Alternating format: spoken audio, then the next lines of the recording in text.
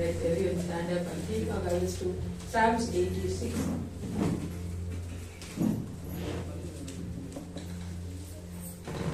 ಹದಿನೇಳು ವಚನಗಳಿದೆ. 14 ವಚನಗಳು ಉತ್ತರಪತ್ರ ಓದಿಕೊಳ್ಳೋಣ, 17 ವಚನ ಉತ್ತಾಗಿ ಓದಿಕೊಳ್ಳೋಣ. There are 17 verses, still 16. Let us read responsibly. 17, let us read together. ಮೊದಲನೇ ವಚನ ಸಹೋದರಿಯರು ಓದ್ಬೇಕಾದ್ರೆ, ಎರಡನೇ ವಚನ ಸಹೋದರರು ಓದ್ಬೇಕು. ಅದೇ ರೀತಿ 17 ವಚನ ಒಟ್ಟಾಗಿ ಓದಿಕೊಳ್ಳೋಣ. ಮೊದಲನೇ ವಚನ ಸಹೋದರಿಯರು, sisters lead the first verse.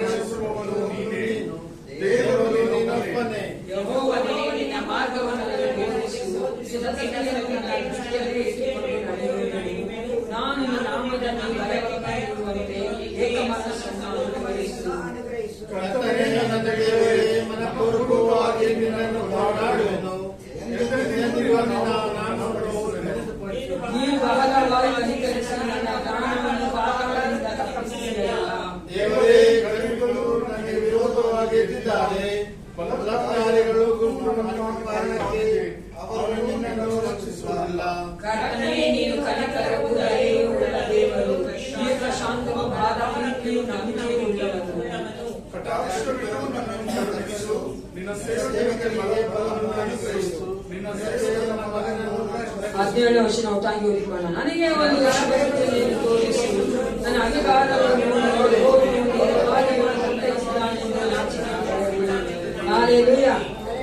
ದೇವರ ವಾಕ್ಯಗಳು ಎಷ್ಟು ನಿಜವಾಗಿದೆ. ಕೀರ್ತನೆಗಾರ ಬರೆಯುವಂತೆ ನಮ್ಮ ಜೀವಿತದಲ್ಲಿ ದೇವರ ಕಾರ್ಯಗಳನ್ನ ಮಾಡಿದ್ದಾನೆ. ದೇವರು ತಾಯಿ ನಮ್ಮೊಂದಿಗಿದ್ದು ನಮಗೆ ಜಯವನ್ನು ಕೊಟ್ಟಂತ ದೇವನಾಗಿದ್ದಾನೆ, ಸಮಾಧಾನ ಕೊಟ್ಟಂತ ದೇವನಾಗಿದ್ದಾನೆ, ಆರೋಗ್ಯ ಕೊಟ್ಟಂತ ದೇವನಾಗಿದ್ದಾನೆ. ನಮ್ಮೊಂದಿಗಿದ್ದುಕೊಂಡು ಆತ ನಮ್ಮನ್ನ ಘನಪಡಿಸುವಂತ ದೇವನಾಗಿದ್ದಾನೆ. ಆತ ನಾಮಕ್ಕೆ ಸರ್ವ ಜನಾಂಗವು ಅಡ್ಡ ಬೀಳುವಂತ ನಾಮವನ್ನು ಆರಾಧನೆ ಮಾಡ್ತಾ ಇದ್ದೇವೆ. ಎಲ್ಲಾ ನಾಮಕ್ಕಿಂತ ಅಧಿಕ ಮೇಲಾದ ನಾಮವನ್ನ ನಾವು ಸೇವಿಸ್ತಾ ಇದ್ದೇವೆ ಪ್ರಿಯರೇ. ನಮ್ಗೆ ಚೆನ್ನಾಗಿ ಗೊತ್ತಿರ್ಬೇಕು, ಯೇಸು ಎಂಬ ನಾಮ ಅದು ನಮಗೆ ಕೊಡಲ್ಪಟ್ಟಿರುವಂತ ನಾಮ, ಮನುಷ್ಯ ಕೊಳಗೆ ಕೊಟ್ಟುವಂತ ನಾಮ ಪ್ರಿಯರೇ. ಆ ನಾಮಕ್ಕೆ ನಾವು ಅಡ್ಡ ಬಿದ್ದು ನಾವೆಲ್ಲ ನಮ್ಮ ಒಪ್ಪಿಸಿಕೊಡುತ್ತಾ ಈ ಒಂದು ಆರಾಧನೆಗೆ ಸಿದ್ಧ ಮಾಡಿಕೊಳ್ಳೋಣ. ಸೃಷ್ಟಿಕರ್ತನೆ, ಪರಲೋಕ ತಂದೆ, ಅಪ್ಪ ಪಿತನೆ, ಸಮಯಕ್ಕಾಗಿದೆ ಕೋಟಿ ಕೋಟಿ ಸ್ತೋತ್ರ ಉಂಟಾಗಲಿ ರಾಜ. ಸ್ವಲ್ಪ ನಮ್ಮನ್ನು ಮತ್ತೊಂದಾವತಿ ಜನ ಕರ್ಕೊಂಬಂದಿರ ಅದಕ್ಕಾಗಿ ನಿಮಗೆ ಸ್ತೋತ್ರ. ನಮ್ಮ ಜೀವಿತದಲ್ಲಿ ನೀನು ಕರ್ತನೆ ಮತ್ತೊಂದು ಜೀವಿತವನ್ನ, ಮತ್ತೊಂದು ದಿನವನ್ನ ಕೂಡಿಸಿಕೊಟ್ಟಿದ್ದೆ, ಅದಕ್ಕಾಗಿ ನಿನಗೆ ಸ್ತೋತ್ರ. ನಾವು ಈ ಸೈದಾನಕ್ಕೆ ಬರುವಂತೆ ನಿನ್ನ ಒಂದು ಕರ್ತನೆ ಸೈದಾನ ನಿಂತುಕೊಂಡು ನಾವು ನಿನಗೆ ಸ್ತೋತ್ರ, ಆರಾಧನೆ, ಘನವನ್ನ ಸಲ್ಲಿಸುವಂತೆ ಏಸಪ್ಪ ನಿನ್ನ ವಾಕ್ಯಗಳನ್ನ ಕೇಳುವಂತೆ ದೇವಾ ನೀನು ಕೊಟ್ಟಂತ ಈ ಒಂದು ಕರ್ತನೆ ಒಳ್ಳೆ ಕರ್ತನೆ ಹೌದು ರಾಜ್ಯ ಅವಕಾಶಕ್ಕಾಗಿ ನನಗೆ ಸ್ತೋತ್ರ ಉಂಟಾಗಲಿ ಏಸಪ್ಪ. ಈ ಸಮಯದಲ್ಲಿ ಕರ್ತನೆ ಪ್ರತಿಯೊಬ್ಬರ ತಗ್ಗಿಸಿ ನಿಮಗೆ ಒಪ್ಪಿಸಿಕೊಡುತ್ತೇನೆ. ನಿನ್ನ ಮಹಿಮೆ ತಾನ ಮಧ್ಯೆ ಇಳಿದು ಬರಬೇಕು ರಾಜ. ನಿನ್ನ ಒಂದು ಕರ್ತನೆ ಅಭಿಷೇಕದಿಂದ ಪ್ರತಿಯೊಬ್ಬರನ್ನ ಅಭಿಷೇಕಿಸು. ನಾಮದ ಮಹಿಮೆಗೋಸ್ಕರವಾಗಿ ನಮ್ಮನ್ನು ಆರಾಧನೆ ನಡೆಸಿಕೊಳ್ಳಬೇಕೆಂದು ಯೇಸು ಕ್ರಿಸ್ತನ ನಾಮದಲ್ಲಿ ಪ್ರಾರ್ಥಿಸುತ್ತೇನೆ. ಒಳ್ಳೆಯ ಪಿತನೇ.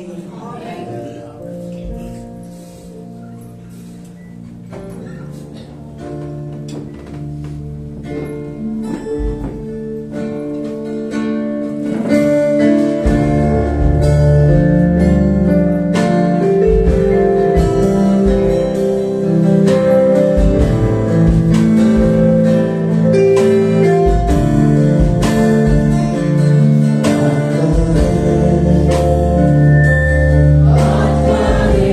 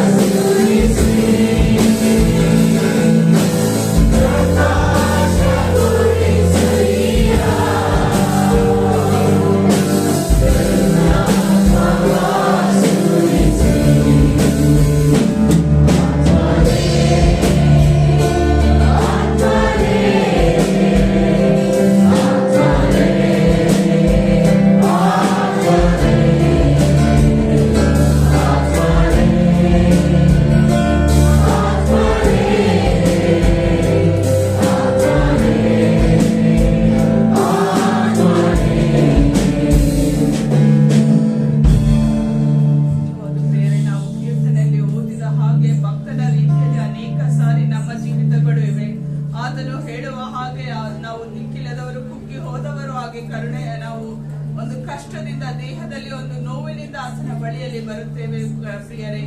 ಆದರೆ ಒಂದನ್ನು ನಾವು ಜ್ಞಾಪಕ ಇಟ್ಟುಕೋಬೇಕು, ಅದೇನೆಂದರೆ ನಮ್ಮ ದೇವರ ಸನ್ನಿಧಾನದಲ್ಲಿ ನಾವು ಕಣ್ಣೀರಿಂದ ಬಂದರೂ ಹರ್ಷದಿಂದ ಹೊರಗೆ ಹೋಗುತ್ತೇವೆ. ನಾವು ನಮ್ಮ ಹೃದಯಕ್ಕೆ ಯಾವಾಗಲೂ ಹೇಳಬೇಕು, ಪ್ರಿಯರೇ ನೀನು ಧೈರ್ಯವಾಗಿರು, ನೀನು ಒಂದು ಶಕ್ತಗೊಳಿಸಂತ ಕೀರ್ತನೆಗಾರನಿಗೆ ಹೇಳುತ್ತಾನೆ, ನನ್ನ ಮನವೇ ನೀನು ಕುಗ್ಗಿ ಹೋಗಿರುವುದೇನು, ಹೀಗೆ ವ್ಯಥೆ ಪಡುವುದೇಕೆ? ದೇವರನ್ನು ನಿರೀಕ್ಷಿಸು, ಆತನೇ ನನಗೆ ರಕ್ಷಕನು, ದೇವರು ಆಗಿದ್ದಾನೆ. ನಾನು ಇನ್ನು ಆತನನ್ನು ಸ್ತುತಿಸುತ್ತಿರುವೆನು. ಹೌದು, ನಮ್ಮ ದುಃಖಗಳಲ್ಲಿ, ನಮ್ಮ ಕಷ್ಟಗಳಲ್ಲಿ ಇಲ್ಲಿ ಬಂದಿರುವ ಪ್ರತಿ ಒಬ್ಬೊಬ್ಬರಿಗೂ ಅವರ ಒಂದು ಮನಸ್ಸಿನ ರೋದನೆ, ಅವರ ಮನಸ್ಸಿನ ಕಷ್ಟಗಳು ಅವರಿಗೆ ತಿಳಿದಿದೆ ಪ್ರಿಯರೇ.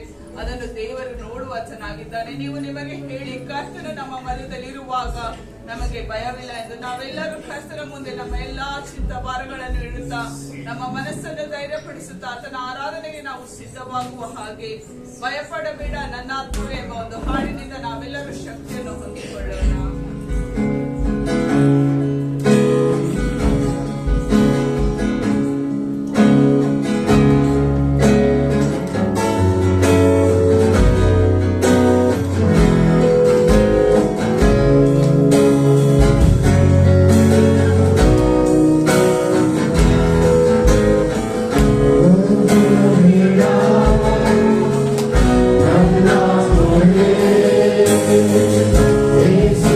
You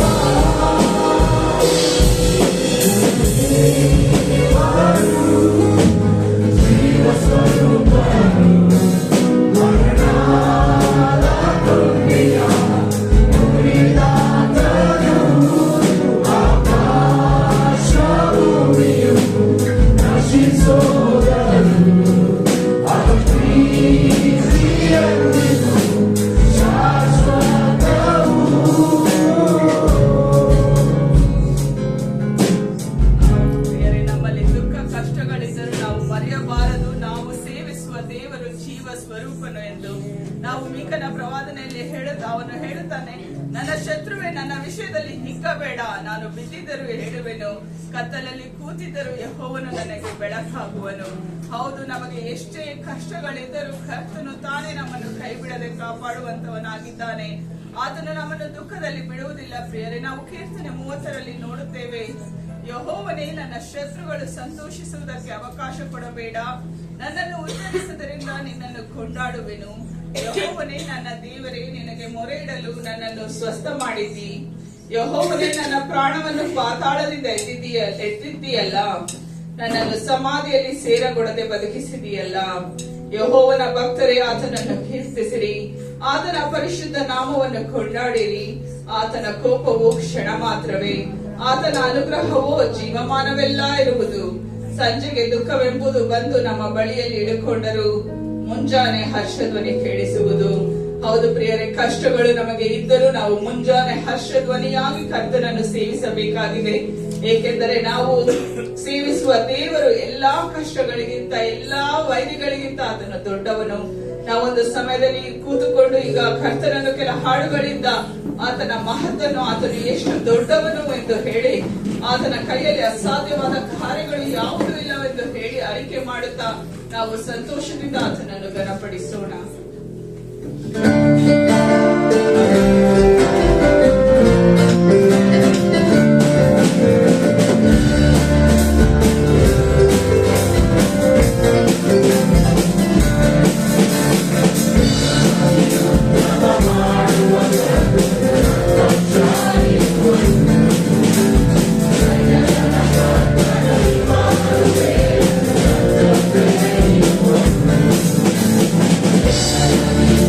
Come on.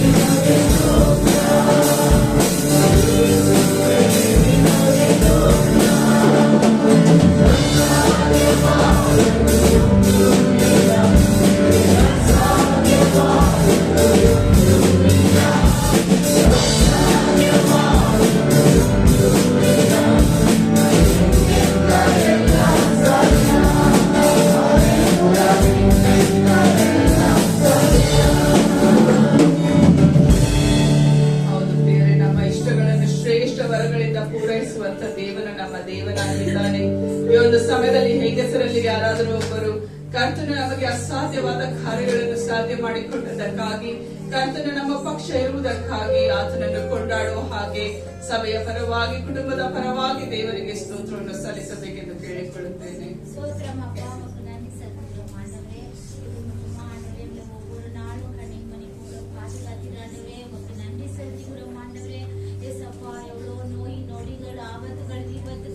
ஒவ்வொரு நோய்கள் ஆண்டவரே எங்களை அணுகாம ஆண்டவரே எங்களை ஒவ்வொரு குடும்பங்களையும் பாதுகாத்தீர் ஆண்டவரே. உமக்கு நன்றி செலுத்திக்கிறோம் ஆண்டவரே.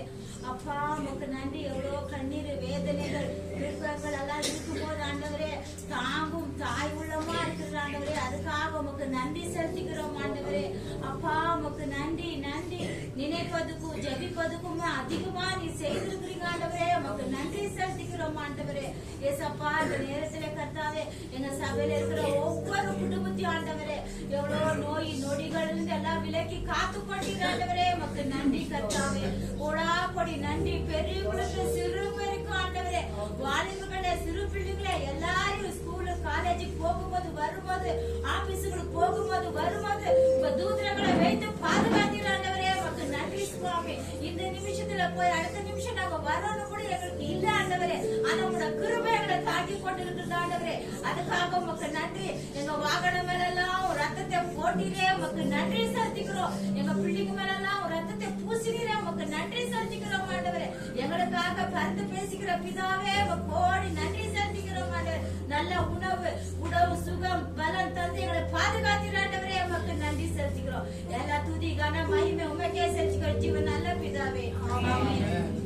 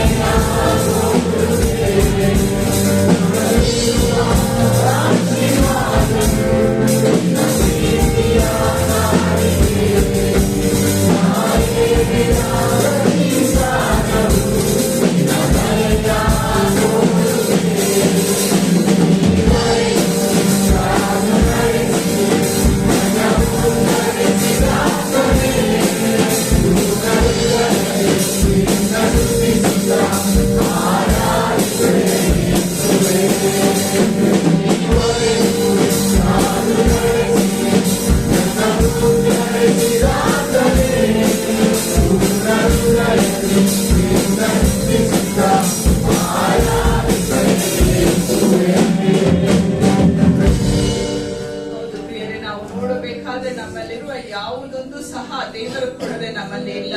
ನಮ್ಮ ಹಣವಾಗಲಿ, ಆರೋಗ್ಯವಾಗಲಿ, ಉಸಿರಾಗಲಿ, ನಾವು ಇಲ್ಲಿ ಕೂತಿರುವ ಒಂದು ಸಂದರ್ಭವಾಗಲಿ, ಅದು ದೇವರು ನಮಗೆ ಒದಗಿಸಿ ಕೊಡದಿದ್ದರೆ ನಾವು ಅದನ್ನು ಪಡೆಯುತ್ತಿರಲಿಲ್ಲ ಪ್ರಿಯರೇ.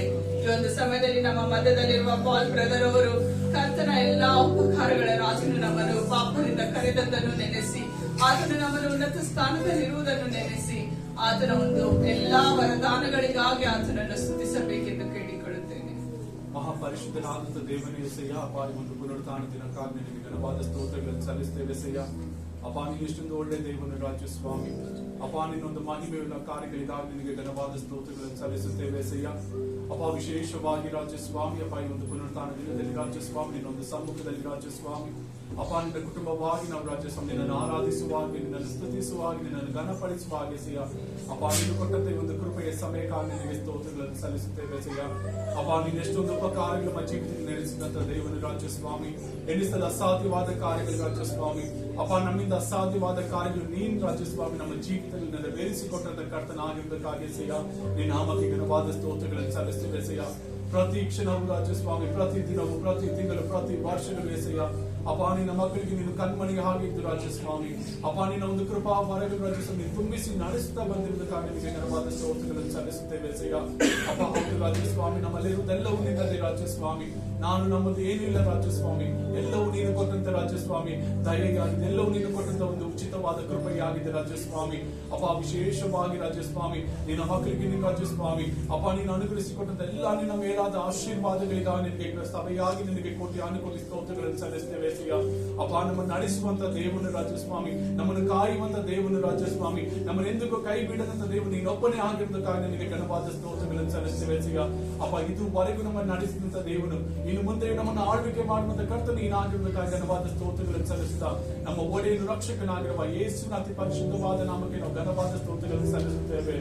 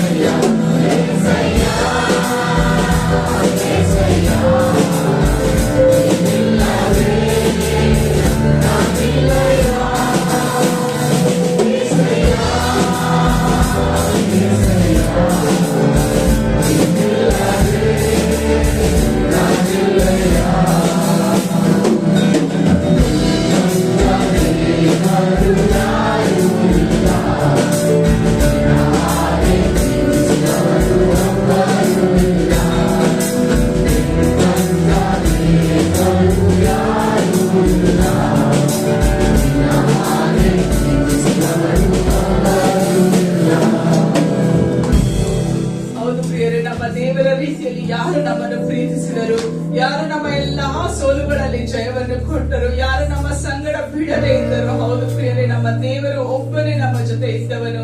ಅಂತ ದೇವರನ್ನು ನಾವು ಘನಪಡಿಸುವ ಹಾಗೆ ನಾವೆಲ್ಲರೂ ಎದ್ದು ನಿಂತುಕೊಂಡು, ನಾವೆಲ್ಲರೂ ಸಭೆಯಾಗಿ ನಮ್ಮ ಬಾಯಿಗಳನ್ನು ತೆರೆದು, ನಮಗೆ ಎಷ್ಟೊಂದು ಉಪಕಾರಗಳನ್ನು ಮಾಡಿದಂತ ದೇವನನ್ನು, ನಮ್ಮನ್ನು ಬಿಡದೆ ಪ್ರತಿ ಕ್ಷಣವೂ ಪ್ರತಿ ದಿನವೂ ಅದನ್ನು ಕಾಪಾಡಿಕೊಂಡು ಬಂದಂತ ದೇವನನ್ನು, ನಮಗೋಸ್ಕರ ಅದನ್ನು ಎಷ್ಟಾಗಿ ಮಾಡಿದ್ದಾನೆ ಪ್ರಿಯರೇ. ಅದನ್ನು ನೆನೆಸಿ ನಾವೆಲ್ಲರೂ ಬಾಯಿಗಳನ್ನು ತೆರೆದು ಕರ್ತನಿಗೆ ಸ್ತೋತ್ರವನ್ನು ಗೌರವವನ್ನು ಸಲ್ಲಿಸೋಣ. ಸ್ತೋತ್ರ ಕರ್ತನೆ, ನಿನ್ನ ಒಳ್ಳೆಯವರಾಗಿದ್ದ ಸ್ವಾಮಿಗೆ ಸ್ತೋತ್ರ ಕರ್ತನೆ.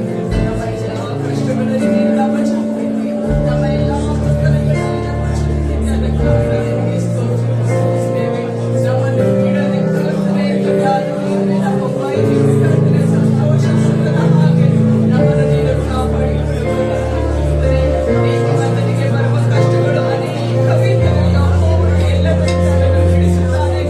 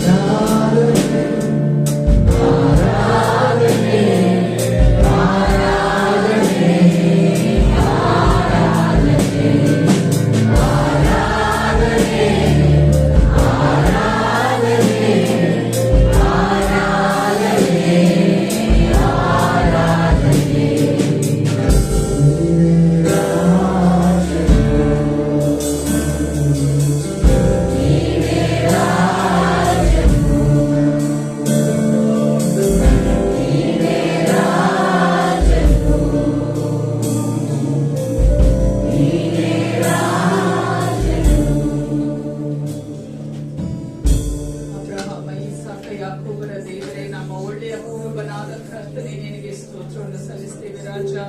ಕರ್ತನೆ, ಒಂದು ಸಮಯದಲ್ಲಿ ನಿನ್ನ ಸನ್ನಿಧಾನದಲ್ಲಿ ಬಂದು ಕರ್ತನೆ, ನೀನು ಕರ್ತನೆ ನಮ್ಮನ್ನು ಸಂತೈಸಿ ಕರ್ತನೆ, ನೀನು ನಮ್ಮನ್ನು ಬಲಪಡಿಸಿದ್ದಕ್ಕಾಗಿ ನಾವು ನಿನಗೆ ಸ್ತೋತ್ರವನ್ನು ಸಲ್ಲಿಸ್ತೇವೆ. ನಿನ್ನ ಕೃಪೆಯು ಅಪಾರವಾಗಿರುವುದರಿಂದ ನಾವು ನಿನಗೆ ಸ್ತೋತ್ರವನ್ನು ಸಲ್ಲಿಸ್ತೇವೆ ಕರ್ತನೆ. ನಮ್ಮ ಸಭೆಯಲ್ಲಿ ಕರ್ತನೆ ನೀನೇ ಶಿರಸ್ಸಾಗಿರು ಕರ್ತನೆ. ಕರ್ತನೆ, ನಮ್ಮ ಜೀವಿತದಲ್ಲಿ ನೀನೇ ರಾಜನಾಗಿರು ಕರ್ತನೆ. ನಮ್ಮ ಎಲ್ಲಾ ಕರ್ತನೆ ವಾರದ ಕರ್ತನೆ ಕಾರ್ಯಕ್ರಮಗಳಲ್ಲಿ ನೀನೇ ಕರ್ತನೆ ರಾಜನು, ಒಡೆಯನು, ಎಲ್ಲವೂ ಆಗಿದ್ದು ನಮ್ಮನ್ನು ನಡೆಸಿಕೊಂಡು ಬಾ. ಇಲ್ಲಿರುವ ಪ್ರತಿಯೊಬ್ಬೊಬ್ಬರನ್ನು ಕರ್ತನೆ ಕೈಯಲ್ಲಿ ಅರ್ಪಿಸುತ್ತೇವೆ ರಾಜ. ಕರ್ತನೆ, ಪ್ರತಿಯೊಬ್ಬೊಬ್ಬರನ್ನು ಕರ್ತನೆ ನಿನ್ನ ಸಂತೈಸುವ ಆತ್ಮನಿಂದ ನೀನು ತುಂಬಿಸಬೇಕೆಂದು ಬೇಡಿಕೊಳ್ಳುತ್ತೇವೆ ಕರ್ತನೆ. ಮಕ್ಕಳನ್ನು ಆಶೀರ್ವದಿಸು ಕರ್ತನೆ. ಗ್ರಹಿಕೆಗೂ ಮೀರುವಂತ ಒಂದು ಸಮಾಧಾನವನ್ನು, ಶಕ್ತಿಯನ್ನು ಕರ್ತನೆ ಈ ಮಕ್ಕಳಿಗೆ ಒದಗಿಸಿಕೊಟ್ಟು ಮುಂಬರುವ ಎಲ್ಲಾ ಕರ್ತನೆ ದಿನಗಳಲ್ಲಿ ಅವರು ನಿನಗೆ ಸಾಕ್ಷಿಯಾಗಿ ಬದುಕುವ ಹಾಗೆ, ನಿನ್ನ ನಾಮವನ್ನು ಘನಪಡಿಸುವ ಹಾಗೆ ನೀನು ನಮಗೆ ಸಹಾಯ ಮಾಡಬೇಕೆಂದು ನಮ್ಮ ಪ್ರಾರ್ಥನೆಯನ್ನು ಯೇಸು ಕ್ರಿಸ್ತ ಹೆಸರಿನಲ್ಲಿ ಬೇಡಿಕೊಳ್ಳುತ್ತೇವೆ ತಂದೆಯೇ, ಆಮೆನ್. ನಾವು ನಿಂತಿರುವಂತೆ ನಮ್ಮ ಮತ್ತಾಯನ ಸುವಾರ್ತೆ 6ನೇ ಅಧ್ಯಾಯ 1ನೇ ವಚನಕ್ಕೆ ಹೋಗೋಣ. As we are standing, let's turn our Bibles to Matthew chapter 6 verse 1.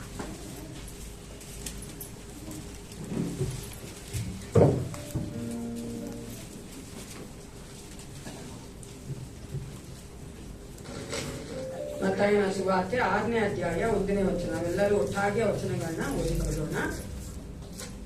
ಓದ್ರಿ.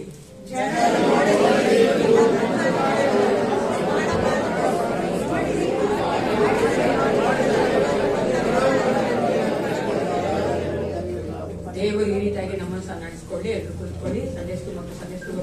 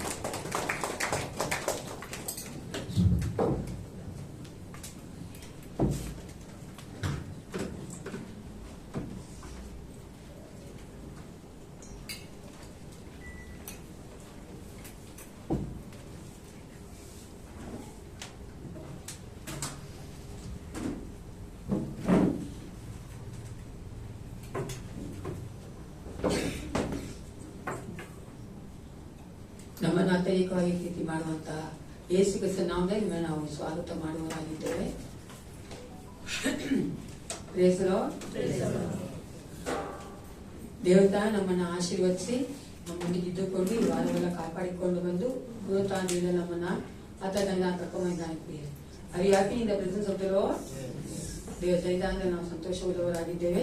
ಈ ಒಂದು ಸಮಯದಲ್ಲಿ ಈ ವಾರದಲ್ಲಿ ಜನ್ಮದಿನ ಆಚರಿಸ್ಕೊಂತವರು ಮದುವೆ ದಿನ ಆಚರಿಸ್ಕೊಳ್ಳುವುದಾದ್ರೆ ದಯವಿಟ್ಟು ಎದ್ದಿದ್ಕೊಂಡು ನಮಗೋಸ್ಕರವಾಗಿ ನಾವು ಪ್ರಾರ್ಥನೆ ಮಾಡ್ತಾ ಇದ್ದೀವಿ. Anyone is going to celebrate birthdays and marriage wedding anniversaries, please stand up with me. ಯಾರಂಟಿ?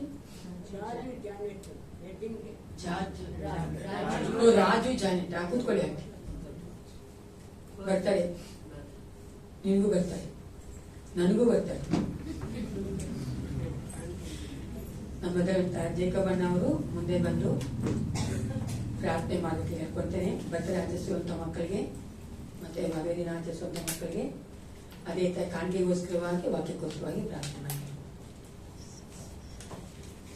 ಪ್ರಾರ್ಥನೆ ಮಾಡಿಕೊಳ್ಳೋಣ. ನಮ್ಮ ಎಲ್ಲ ಆಶೀರ್ವಾದಗಳಿಗೂ ಮೂಲ ಕಾರಣನಾದ ಪರಲೋಕದ ಪ್ರೀತಿಯ ದಯಾಮಯ ಯೇಸು ಸ್ವಾಮಿ, ನಿನ್ನ ಪರಿಶುದ್ಧವಾದ ನಾಮಕ್ಕೆ ಸ್ತೋತ್ರವಾಗಲಿ. ಕರ್ತನೆ ಒಡೆಯನೆ, ನಿನ್ನ ಮಕ್ಕಳಾದ ನಾವು ನಿನ್ನ ಈ ಕುಟುಂಬದಲ್ಲಿ ಒಂದಾಗಿ ಸೇರಿ ಈ ದಿನ ನಿನ್ನ ಪುನರುತ್ಥಾನದ ದಿನದಂದು ನಾವು ನಿನ್ನನ್ನು ಸ್ತುತಿಸ್ತೇವೆ, ಕೊಂಡಾಡ್ತೇವೆ, ಮಹಿಮೆ ಪಡುತ್ತೇವೆ.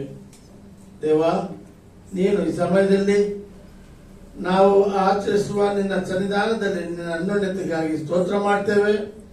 ನಮ್ಮ ದಿವ್ಯ ಜ್ಯೋತಿ ನ್ಯಾಯ ಸಭೆಯ ಮೂಲಕವಾಗಿ ಈ ದಿನದಲ್ಲಿ ನಿನ್ನನ್ನು ಹಾಡಿ ಕೊಂಡಾಡಿ ಮಹಿಮೆ ಪಡಿಸುತ್ತಾ ನಮ್ಮ ಈ ಕುಟುಂಬದ ಮಕ್ಕಳ ಜನ್ಮದಿನಗಳನ್ನು ಮತ್ತು ವಿವಾಹ ದಿನಗಳನ್ನು ಸ್ಮರಿಸುತ್ತಾ ಮಕ್ಕಳಿಗಾಗಿ ಈ ವಾರದಲ್ಲಿ ನಡೆಸುವಂತ ಈ ದಿನವಕ್ಕಾಗಿ ನಾವು ಪ್ರಾರ್ಥನೆ ಮಾಡ್ತಾ ಇದ್ದೇನೆ. ನೀನು ಅವರ ಕುಟುಂಬಗಳನ್ನು ಹೆಸರಾಗಿ ಆಶೀರ್ವದಿಸು. ಅವರಿಗೆ ಬೇಕಾದ ಎಲ್ಲ ಶಾರೀರಿಕ ಆರೋಗ್ಯ, ಮಾನಸಿಕ ಸಮಾಧಾನ ಇವುಗಳನ್ನು ಒದಗಿಸಿಕೊಟ್ಟು ನಿನ್ನ ಕೃಪೆಯ ಮೇರೆಗೆ ತುಂಬಿಸು ಸ್ವಾಮಿ. ದೇವರೇ, ನೀನು ನಿಯೋಜಿಸಿದ ಮೇರೆಗೆ ನಾವೆಲ್ಲರೂ ನಿನ್ನ ಮಕ್ಕಳಾಗಿ ನಿನ್ನ ಕೃಪೆಯಿಂದ ನಾವು ಈ ದಿನದಲ್ಲಿ ನಿನ್ನ ರಕ್ಷಣಾ ಕಾರ್ಯದಲ್ಲಿ ನಾವು ಮುಂದುವರಿತಾ ಇದ್ದೇವೆ ಸ್ವಾಮಿ.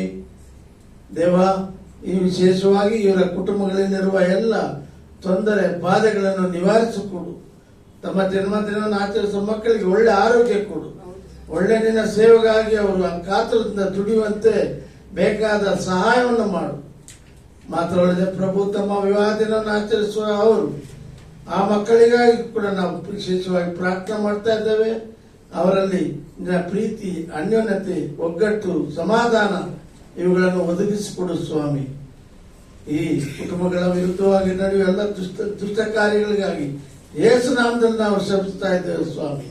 ದೇವರ ಸಮಯದಲ್ಲಿ ಮತ್ತೊಂದು ಆವರ್ತಿ ನಿನ್ನ ಸೇವೆಗಾಗಿ ಸಮರ್ಪಿಸಲ್ಪಟ್ಟ ಈ ಕಾಣಿಕೆ ಭಾಗಗಳನ್ನು ಮತ್ತು ದಶಮ ಭಾಗಗಳನ್ನು ಕೂಡ ಆಶೀರ್ವದಿಸು. ಇದರ ಮೂಲಕವಾಗಿ ಪ್ರಭು, ನಿನ್ನ ರಾಜ್ಯ ವಿಸ್ತರಣೆ ಆಗುವಂತೆ ಈ ಸಹಾಯ ಮಾಡಿದ ಒಬ್ಬೊಬ್ಬರಿಗಾಗಿ ನಾವು ವಿಶೇಷವಾಗಿ ಪ್ರಾರ್ಥನೆ ಮಾಡ್ತಾ ಇದ್ದೇವೆ. ಇನ್ನು ಸಹಾಯ ಮಾಡಲು ಶಕ್ತರಾಗದೆ ಇರುವವರಿಗಾಗಿ ಸಹ ವಿಶೇಷವಾಗಿ ಪ್ರಾರ್ಥನೆ ಮಾಡ್ತೇವೆ. ನೀನು ಅವರನ್ನು ಸಮೃದ್ಧಿಯಾಗಿ ಬೆಳೆಯುವಂತೆ ಸಹಾಯ ಮಾಡು. ಅವರ ಅಗತ್ಯಗಳನ್ನು ಸಂಧಿಸು. ಎಲ್ಲ ಕುಟುಂಬಗಳ ತೊಂದರೆಗಳನ್ನು ನೀವು ನೀಗಿಸಿ ದೇವರೇ, ಕೂಡಿ ಬಂದ ನಾವೆಲ್ಲರೂ ಕೂಡ ನೀನು ಕೊಟ್ಟ ಆಶೀರ್ವಾದಗಳೊಂದಿಗೆ ಸಂತೋಷವಾಗಿ ಸಮಾಧಾನವಾಗಿ ಹಿಂದಿರುಗುವಂತೆ ಸಹಾಯ ಮಾಡು.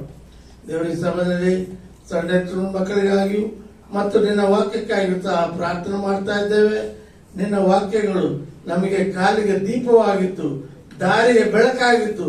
ಸಕಲ ವಿಧದಲ್ಲಿ ದೇವರೇ, ನಾವು ನಿನ್ನ ನೀತಿಯುಳ್ಳ ಮಾರ್ಗಗಳನ್ನು ಅನುಸರಿಸುತ್ತಾ ಈ ಇಡೀ ವಾರದಲ್ಲಿ ನಮ್ಮ ಜೀವಮಾನ ಕಾಲದ ಮುಂದಕ್ಕೂ ಕೂಡ ನಿನ್ನ ಹೆಜ್ಜೆ ಜಾಡಲ್ಲಿ ನಡೆಯುತ್ತಾ ನಮ್ಮೆಲ್ಲರನ್ನ ಆಶೀರ್ವದಿಸಿ ನಡೆಸಿಕೊಡ್ಬೇಕೆಂಬುದಾಗಿ ಪ್ರಭು ಯೇಸು ನಾಮದಲ್ಲಿ ಬೇಡ್ಕೊಳ್ತೇನೆ. ಪ್ರೀತಿಯುಳ್ಳ ತಂದೆ, ಥ್ಯಾಂಕ್ ಯು ಅಣ್ಣ. ವಾಕ್ಯಕ್ಕೆ ಮುಂಚಿತವಾಗಿ ಒಂದು ಪ್ರಾರ್ಥನೆ ಇದೆ. ನಮ್ಮ ಟೋನಿ ಬ್ರದರ್ಗೋಸ್ಕರವಾಗಿ ಪ್ರಾರ್ಥನೆ ಮಾಡ್ಕೊಳ್ಳೋಣ. ಅವರು ಅಡ್ಮಿಟ್ ಆಗಿದ್ದಾರೆ. ದೇವರು ತಾನೇ ಆತನಿಗೆ ಆರೋಗ್ಯ ಕೊಡಬೇಕು, ಬಲ ಕೊಡಬೇಕು. ಆತನನ್ನ ಸುರಕ್ಷಿತವಾಗಿ ಒಂದು ಆರೋಗ್ಯವಾಗಿ ಆತನ ತಿರುಗಿ ನಮ್ಮ ಮಧ್ಯದಲ್ಲಿ ಬರುವಂತೆ, ನಮ್ಮ ಮಧ್ಯದಲ್ಲಿ ಅದು ಮಾತ್ರವಲ್ಲ, ನಮ್ಮ ಸಭೆಯಲ್ಲಿ ಅನೇಕರಿಗೆ ಅನಾರೋಗ್ಯವಿದೆ. ಫಿಲೋಮಿನಾ ಆಂಟಿ ಅದು ವಯಸ್ಸಾದವರು ತುಂಬಾ ಕಷ್ಟಪಡ್ತಾ ಇದ್ದಾರೆ. ಅವ್ರಿಗೂ ಸಹ ನೀವು ಪ್ರಾರ್ಥನೆ ಮಾಡ್ಕೋಬೇಕಾಗಿದೆ. ನಮ್ಮ ಮಧ್ಯವಂತ ಗಿರೀಶ್ ಪಾಸ್ಟರ್ ಅವರು ಅದಕ್ಕೋಸ್ಕರವಾಗಿ ಪ್ರಾರ್ಥನೆ ಮಾಡ್ಬೇಕಂತ ಕೇಳ್ಕೊಡ್ತೇನೆ. ಪ್ರೀತಿಯುಳ್ಳ ದೇವರೇ, ನಿನ್ನ ಪ್ರಸನ್ನತೆಗೆ ಬರ್ತೇವಪ್ಪ. ದೇವರು ನಿನ್ನ ವಾಕ್ಯ ಹೇಳುತ್ತೆ, ಬಲದಿಂದಲ್ಲ ಪರಾಕ್ರಮದಿಂದಲ್ಲ ಎಲ್ಲ ನಿನ್ನ ಆತ್ಮನಿಂದ ಸಾಧ್ಯವಾಗುತ್ತೆ ಎಂಬುದಾಗಿ. ದೇವರು ನಿನ್ನ ಆತ್ಮನ ಸಹಾಯವನ್ನ ನಮಗೆ ದಯಪಾಲಿಸುವುದಕ್ಕಾಗಿ ನಿಮಗೆ ಸ್ತೋತ್ರ ಸಲ್ಲಿಸ್ತೇವೆ. ದೇವರೇ, ಈ ಸಮಯದಲ್ಲಿ ಸ್ವಾಮಿ ನಮ್ಮ ಸಭೆಯಲ್ಲಿ ದೇವರ ಅನೇಕ ಜನ ಅನಾರೋಗ್ಯದಲ್ಲಿದ್ದಾರೆ ಸ್ವಾಮಿ. ಅಪ್ಪ ಹೌದು ರಾಜ, ನೀನು ಯೆಹೋವ ರಾಫನಾಗಿ ನಿನ್ನ ಸ್ವಸ್ಥತೆಯ ಸ್ಪರ್ಶ ಅವರಲ್ಲಿ ಉಂಟಾಗಲಿ ಸ್ವಾಮಿ. ಅಪ್ಪ ಮುಖ್ಯವಾಗಿ ಟೋನಿ ಅಂಕಲ್ ನಿಮ್ಗೆ ಒಪ್ಪಿಸ್ಕೊಡ್ತೇನೆ. ದೇವರೇ, ಮಗನ ಹಾಸ್ಪಿಟಲ್ ಇರಬೇಕಾದ್ರೆ ದೇವರೇ ಹೌದು ರಾಜ್, ನೀನು ಮಗನಿಗೆ ಘನ ವೈದ್ಯನಾಗಿ ಒದಗಬೇಕಾಗಿ ನಿಮ್ಮಲ್ಲಿ ಪ್ರಾರ್ಥಿಸ್ತೇವೆ ಸ್ವಾಮಿ. ದೇವರೇ, ಮಗನ ದೇಹದಲ್ಲಿರುವಂತಹ ಎಲ್ಲ ನ್ಯೂನ್ಯತೆಗಳನ್ನ ತೆಗೆದಾಕ್ರಿ ದೇವರೇ, ಎಲ್ಲ ಬಲಹೀನತೆಗಳನ್ನ ತೆಗೆದಾಕ್ರಿ ಸ್ವಾಮಿ. ಅಪ್ಪ ಮಗನು ಇನ್ನೂ ಹೆಚ್ಚಾಗಿ ನಿನಗಾಗಿ ಓಡಿ ಓಡಿ ಸುವಾರ್ತೆ ಸಾಗಲಿಕ್ಕೆ ಬೇಕಾದ ಬಲವನ್ನ ನೀವು ದಯಪಾಲಿಸಿಕೊಡ್ರಿ ಸ್ವಾಮಿ. ದೇವರೇ ಹೌದು ರಾಜ, ಸ್ತೋತ್ರ ಸ್ವಾಮಿ. ಅದೇ ರೀತಿಯಾಗಿ ದೇವರೇ ಫಿಲಮಿನ ಆಟಿ ನಿಮ್ಗೆ ಒಪ್ಪಿಸ್ಕೊಡ್ತೇವೆ. ಅಪ್ಪ ಅಮ್ಮನಿಗೆ ಬೇಕಾದ ದೇವರೇ ಆರೋಗ್ಯವನ್ನ ನೀವು ದಯಪಾಲಿಸಿಕೊಡ್ರಿ ದೇವರೇ. ಇಷ್ಟು ದಿನಗಳ ಕಾಲ ದೇವರೇ ಮಗಳಿಗೆ ಕೊಟ್ಟಂತ ಬಲಕ್ಕಾಗಿ ನಿಮಗೆ ಸ್ತೋತ್ರ. ಇನ್ನು ಮುಂದೆ ನೀವು ಕೊಡುವಂತ ಬಲಕ್ಕಾಗಿ ನಿಮಗೆ ಸ್ತೋತ್ರ ಸಲ್ಲಿಸ್ತೇವೆ ಸ್ವಾಮಿ. ದೇವರೇ, ಮಗಳನ್ನು ದೇವರ ಅಪ್ಪ ಹೌದು ರಾಜ, ನಿನ್ನ ಕರುಣೆಯ ಹಸ್ತ ದೇವರೇ ಮಗಳನ್ನ ಮುಟ್ಟಲಿ ಸ್ವಾಮಿ. ಇರುವಂತ ಎಲ್ಲ ಬಲಹೀನತೆಗಳನ್ನ ತೆಗೆದಾಕ್ರಿ ದೇವರೇ. ಇನ್ನೂ ಹೆಚ್ಚಾಗಿ ದೇವರೇ ಅನೇಕರಿಗೆ ನಿನ್ನ ಸುವಾರ್ತೆಯನ್ನ, ನಿನ್ನ ಪ್ರೀತಿಯನ್ನ ದೇವರೇ ಹಂಚುವಂತ ಮಗಳಾಗಿ ಇನ್ನೂ ನಡೆಯುವಂತೆ ನೀವು ಸಹಾಯ ಮಾಡೋದಕ್ಕಾಗಿ ನಿಮಗೆ ಸ್ತೋತ್ರ. ದೇವರೇ, ಇನ್ನೊಂದು ಆವರ್ತಿ ನಮ್ಮೆಲ್ಲರನ್ನ ನಿಮಗೆ ಕಳುಹಿಸಿಕೊಡ್ತೇವೆ ದೇವರೇ. ಅಪ್ಪ ಲೋಕದಲ್ಲಿ ಆಗುವಂತ ಎಲ್ಲ ದೇವರೇ ಕೇಡು ಗಂಡಾಂತರಗಳಿಂದ ನಮ್ಮನ್ನ ತಪ್ಪಿಸಿರಿ ದೇವರೇ. ಹೌದು ರಾಜ, ನಿನ್ನ ವಾಕ್ಯ ಹೇಳುವ ಹಾಗೆ ನಿನ್ನ ಬಲಗಡೆಯಲ್ಲಿ 1000 ಜನರು, ನಿನ್ನ ಎಡಗಡೆಯಲ್ಲಿ 10,000 ಜನರು ಸತ್ತು ಬಿದ್ದಿದ್ದರು ನಿನಗೇನು ತಟ್ಟದು ಎಂಬುದಾಗಿ ನಿನ್ನ ವಾಕ್ಯ ಹೇಳುತ್ತಲ್ಲ ದೇವರೇ. ಆ ವಾಗ್ದಾನವನ್ನ, ಆ ವಾಕ್ಯವನ್ನ ನಮ್ಮ ಜೀವಿತಗಳಲ್ಲಿ ನೀವು ನೆರವೇರಿಸಿರಿ. ಅದಕ್ಕಾಗಿ ನಿಮಗೆ ಸ್ತೋತ್ರ. ಯಾಕೆಂದ್ರೆ ನೀವು ನಮ್ಮ ರಕ್ಷಕನಾಗಿದ್ದೀರಿ, ಯಾಕೆಂದ್ರೆ ನೀವು ನಮ್ಮ ಒಡೆಯನಾಗಿದ್ದೀರಿ, ನಮ್ಮ ನಡೆಸುವಂತ ದೇವರು ನೀನಾಗಿದ್ದೀರಿ. ಅದಕ್ಕಾಗಿ ನಿಮಗೆ ಸ್ತೋತ್ರ ದೇವರೇ. ನಾವು ಹೋಗುವಾಗಲೂ ಬರುವಾಗಲೂ ಎಲ್ಲ ಸಮಯಗಳಲ್ಲಿ ದೇವರೇ ನಾವು ಹೇಗಿರ್ಬೇಕು, ಏನ್ ಮಾಡ್ಬೇಕನ್ನುವಂತ ವಿವೇಚನೆಯನ್ನ ದೇವರೇ ನಮಗೆಲ್ಲರಿಗೂ ನೀವು ಒದಗಿಸಿಕೊಡ್ರಿ ಸ್ವಾಮಿ. ಅಪ್ಪ ನೀನ್ ಮಾಡ್ಲಿಕ್ಕೆ ಶಕ್ತಿನೂ, ಅದಕ್ಕಾಗಿ ನಿಮ್ಮನ್ನ ಕೊಂಡಾಡ್ತೇವೆ. ಇನ್ನೊಂದು ಆವರ್ತಿ ಸ್ವಾಮಿ, ನಾವೆಲ್ಲರೂ ಆರೋಗ್ಯದಿಂದ ದೇವರೇ ಒಳ್ಳೆ ಬಲದಿಂದ ನಿನ್ನನ್ನು ಆರಾಧಿಸಲಿಕ್ಕೂ, ನಿನಗೆ ಮಹಿಮೆ ಪಡಿಸಲಿಕ್ಕೂ ನಮಗೆ ಸಹಾಯವನ್ನ ದಯಪಾಲಿಸಿಕೊಡ್ರಿ. ಅಪ್ಪ ನೀವೇ ನಮ್ಮ ರಾಜನಾಗಿದ್ದೀರಿ, ನಾವು ನಡೆಸುವಂತ ದೇವರು ನೀನಾಗಿದ್ದೀರಿ. ಅದಕ್ಕಾಗಿ ನಿಮಗೆ ಸ್ತೋತ್ರ. ಯೇಸುವಿನ ಹೆಸರಿನಲ್ಲಿ ಪ್ರಾರ್ಥಿಸ್ತೇವೆ, ಜೀವವುಳ್ಳ ತಂದೆ. ಆಮೆನ್. ಥ್ಯಾಂಕ್ ಯು ದೇವ. ಈಗ ನಾವು ವಾಕ್ಯ ಕೇಳಿ ಹೋಗ್ತಾ ಇದ್ದೇವೆ. ಎಷ್ಟು ಜನ ರೆಡಿಯಾಗಿದ್ದೀರಾ ವಾಕ್ಯ ಕೇಳಕ್ಕೆ? ದೇವರ ವಾಕ್ಯವು ನಮ್ಮನ್ನ ಉಜ್ಜೀವನ ಮಾಡುವಂಥದ್ದು. ದೇವರ ವಾಕ್ಯವು ನಮ್ಮನ್ನ ಮುಂದಿನ ವಾರವಲ್ಲ, ಆತನಲ್ಲಿ ಜೀವಿಸೋಕೆ ಕೊಡುವಂತ ಒಂದು ಬಲವಾಗಿದೆ. ಅದಕ್ಕಾಗಿ ನಾವು ವಾಕ್ಯವನ್ನು ಕೇಳಬೇಕಾದ್ರೆ ಅಟೆಂಟಿವ್ ಆಗಿ ಕೇಳಬೇಕು. ಓಕೆನಾ? ದೇವರ ವಾಕ್ಯ ನಮ್ಮ ಹೃದಯದಲ್ಲಿ ಕಾರ್ಯ ಮಾಡಬೇಕು, ಮನಸ್ಸಲ್ಲಿ ಕಾರ್ಯ ಮಾಡ್ಬೇಕಂದ್ರೆ ಅದನ್ನ ನಾವು ಕೇಳಿಸಿಕೊಳ್ಳುವವರಾಗಿ ಮಾತ್ರವಲ್ಲ, ಅದನ್ನ ಗಮನಿಸುವವರಾಗಿ ಸಹ ಇರಬೇಕು. ಚೆನ್ನಾಗಿ ನಾವು ಅಭ್ಯಾಸಿಸುವುದಕ್ಕಾಗಿ ದೇವರ ವಾಕ್ಯ ನನಗೆ ಕ್ಲಿಯರ್ ಮಾಡಲಿ ಅನ್ನೋ ಒಂದು ಉದ್ದೇಶದಿಂದ ನಾವು ಕೇಳುವವರಾಗಿರಬೇಕು. Are you ready to listen the God's word? ನಾನು ಕಳೆದ ವಾರವೇ ಒಂದು ವಚನದ ಮೂಲಕವಾಗಿ ನಿಮಗೆ ನಾನು ಪ್ರಸಂಗ ಮಾಡಿದ್ದೇನೆ. ಕಳೆದ ವಾರವೇ ನಾನು ಹೇಳಿದೆ, ಆ ಪ್ರಸಂಗವನ್ನ ಈ ವಾರವೂ ಸಹ ನಾನು ಕಂಟಿನ್ಯೂ ಮಾಡ್ತೀನಿ ಅಂತ. ಯಾಕಂದ್ರೆ ನನ್ನ ಒಂದು ಸ್ಟೈಲ್ ಆಫ್ ಟೀಚಿಂಗ್ ನಿಮ್ಗೆ ಗೊತ್ತು. 3 ಪಾಯಿಂಟ್ ಟೀಚಿಂಗ್ ನಾನು ಯಾವಾಗ ತುಂಬಾ ಜಾಸ್ತಿ ಮಾಡೋದು. ಆದ್ರೆ ನಾನು 1 ಪಾಯಿಂಟ್ ಮಾತ್ರ ಹೇಳಿದ್ದೆ, ಈ 2 ಪಾಯಿಂಟ್ ಇವತ್ತು ಹೇಳಬೇಕು. ಅದಕ್ಕೆ ಮುಂಚಿತವಾಗಿ ಕಳೆದ ವಾರ ಇಲ್ಲದೆ ಇರುವಂತವರು, ಅದಕ್ಕಾಗಿ ಅದು ಮಾತ್ರವಲ್ಲ, ನಾವು ಮರೆತು ಹೋಗುವಂತ ಕಾರಣದ ನಿಮಿತ್ತ ನಾನು ತಿರುಗಿ ಅದನ್ನ ನಿಮ್ಗೆ ಹೇಳ್ತೀನಿ. ಸರಿನಾ? ಕರೆಕ್ಟ್ ಅಲ್ವಾ? ಕಳೆದ ವಾರ ಯಾವ ಒಂದು ವೇದ ಭಾಗದ ಮೇಲೆ ನನಗೆ ಕೊಟ್ಟ ವಾಕ್ಯನ ಮತ್ತೇನಾ? ಹೌದಾ? ವೆರಿ ಸಬಾಷ್. ಆಮೋಸ 4:12 ತೆಗೆದ ವಾಕ್ಯ. ಆಮೋಸ 4:12 ಹಳೆ ಒಡಂಬಡಿಕೆಯಲ್ಲಿ, ಆದ ಕಾರಣ ಇಸ್ರಾಯೇಲೇ, ನಾನು ನಿನಗೆ ಮಾಡುತ್ತೇನೆ, ನಾನು ಮಾಡಬೇಕೆಂದಿರುವುದರಿಂದ ಇಸ್ರಾಯೇಲೇ, ನಿನ್ನ ದೇವರ ಬರುವಿಕೆಗೆ ನಿನ್ನನ್ನು ಸಿದ್ಧ ಮಾಡಿಕೊ. ಈ ವಚನದಲ್ಲಿ 4 ಪದಗಳಿದೆ ಅಂತ ನಾನು ಹೇಳಿದೆ. ದೇರ್ ಆರ್ 4 ಇಂಪಾರ್ಟೆಂಟ್ ವರ್ಡ್ಸ್ ಅಂತ ನಾವು ನೋಡಿರ್ತೀವಿ.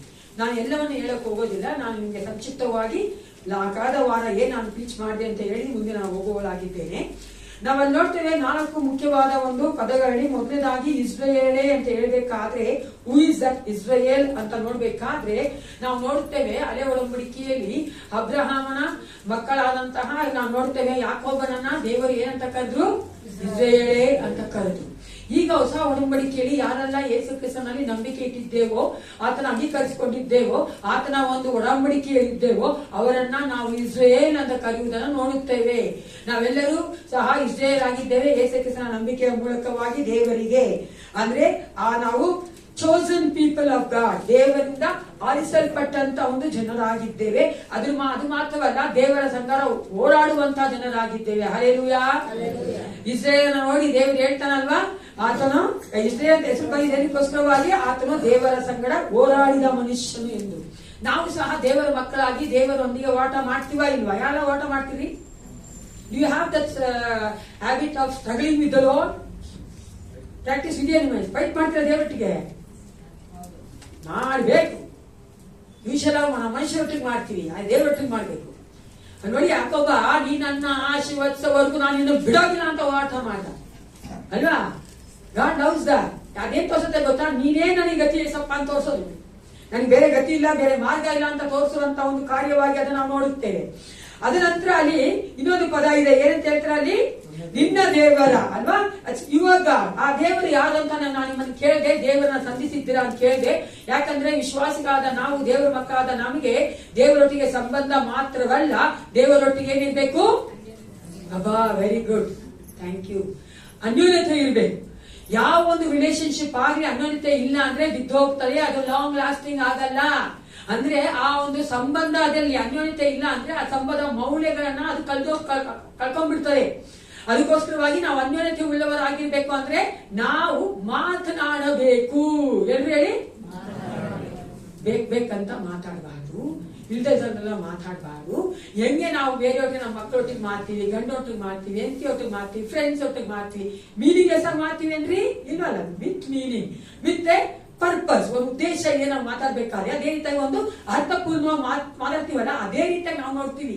ಆ ರೀತಿಯಾಗಿ ಮಾತನಾಡುವಂತ ದೇವರೊಟ್ಟಿಗೆ ಅದನ್ನ ಯಾವ ರೀತಿಯಾಗಿ ಮಾಡ್ತೀವಿ? ನಾವು ಪ್ರಾರ್ಥನೆ ಮಾಡೋದ್ರ ಮೂಲಕವಾಗಿ ಮಾತಾಡ್ತೀವಿ. ದೇವರ ನಮ್ಮೊಟ್ಟಿಗೆ ಯಾವ ರೀತಿ ಮಾತಾಡಂತೆ?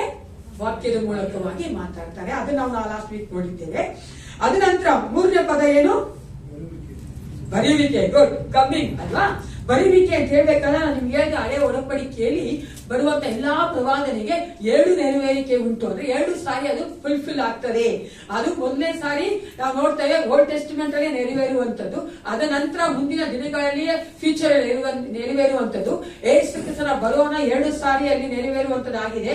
ಮೊದಲನೇ ಸಾರಿ 2024ನೇ ವರ್ಷಕ್ಕೆ ಮುಂಚಿತವಾಗಿ 25ನೇ ವರ್ಷಕ್ಕೆ ಮುಂಚಿತವಾಗಿ ಯೇಸು ಕ್ರಿಸ್ತನು ಹುಟ್ಟಿದಂತ ಒಂದು ಬರೋಣ ಅಲ್ವಾ? ಆತನು ಯಾವ ರೀತಿಯಾಗಿ ಹುಟ್ಟು ಬಂದಂತೆ, ಆತನು ಏನ್ ಹೆಸರು ಕೊಟ್ಟಂತೆ? ಯೇಸು ಅಂದ್ರೆ ಅರ್ಥ ಏನು? ಹಲೋ, ಏನ್ ನಮ್ಮ ಪಾಪಗಳಿಂದ ಬಿಡಿಸುವವನು, ಆಮೇಲೆ ರಕ್ಷಕನು ಅಲ್ವಾ? ಯೇಸು ಅಂದ್ರೆ ರಕ್ಷಕನು, ಕ್ರಿಸ್ತನು ಅಂದ್ರೆ ಅಭಿಷೇಕಿಸಲ್ಪಟ್ಟವನು. ನಾವಿಲ್ಲಿ ನೋಡ್ತೇವೆ ಆ ರೀತಿಯಾಗಿ ಯೇಸು ಕ್ರಿಸ್ತ ರಕ್ಷಕನಾಗಿ ಈ ಲೋಕಕ್ಕೆ ಹುಟ್ಟು ಬಂದನು ಆ ಒಂದು ಬೆತ್ಲೆಹೇಮ್ ಗೋದಲಿಯಲ್ಲಿ. ಆದ್ರೆ 2ನೇ ಸಾರಿ ಬರ್ಬೇಕಾದ್ರೆ ಆತನು ಯಾವ ರೀತಿಯಾಗಿ ಬರುವನಾಗಿದ್ದಾನೆ? ನ್ಯಾಯಸ್ಥಾಪಕನಾಗಿ, ನ್ಯಾಯಾಧೀಶನಾಗಿ, ಒಬ್ಬ ಜಡ್ಜ್ ಆಗಿ ಬರುವಾತನಾಗಿದ್ದಾನೆ. ಅದನ್ನ ನೋಡ್ತೇವೆ. ಆಮೋಸನ ಹೇಳ್ಬೇಕಾದ್ರೆ ಕಮಿಂಗ್ ಅಥವಾ ಬರೋಣವನ್ನು ಅಂತ ಹೇಳ್ಬೇಕಾದ್ರೆ ನಾವು ದೇವರನ್ನು ಸಂಧಿಸುವುದರ ಕುರಿತಾಗಿ ಅಲ್ಲಿ ಆಮೋಸನ ಹೇಳ್ತಾ ಇದ್ದಾನೆ. ನಾವು ದೇವರನ್ನ ಸಂಧಿಸುವಾಗ ಕೊನೆಯದಾಗಿ ಅಲ್ಲಿ ಆ ಪದ ಹೇಳ್ತಾ ಇದ್ದಾರೆ. ಕೊನೆಯ ಪದ ಏನು? ಆಮೋಸ 4:12 ಸಿದ್ಧ ಮಾಡಿಕೋ. That's the prepare your self ಅಲ್ವಾ? ನಮ್ಮನ್ನು ನಾವು ಸಿದ್ಧ ಮಾಡಿಕೊಳ್ಳುವಂಥದ್ದು. ನಾನು ನಿಮ್ಗೆ ಹೇಳಿದೆ, ದೇವರನ್ನ ಸಂಧಿಸಬೇಕಾದ್ರೆ ನಮ್ಮ ಸಿದ್ಧ ಮಾಡಿಕೊಳ್ಳೋದು ಯಾವ ರೀತಿಯಾಗಿ? ಮತ್ತಾಯ ಸುವಾರ್ತೆ 25ನೇ ಅಧ್ಯಾಯದಲ್ಲಿ ಯೇಸು ಕ್ರಿಸ್ತನು 3 ಸಾಮ್ಯಗಳನ್ನ ಮಾತನಾಡಿದ್ದಾನೆ.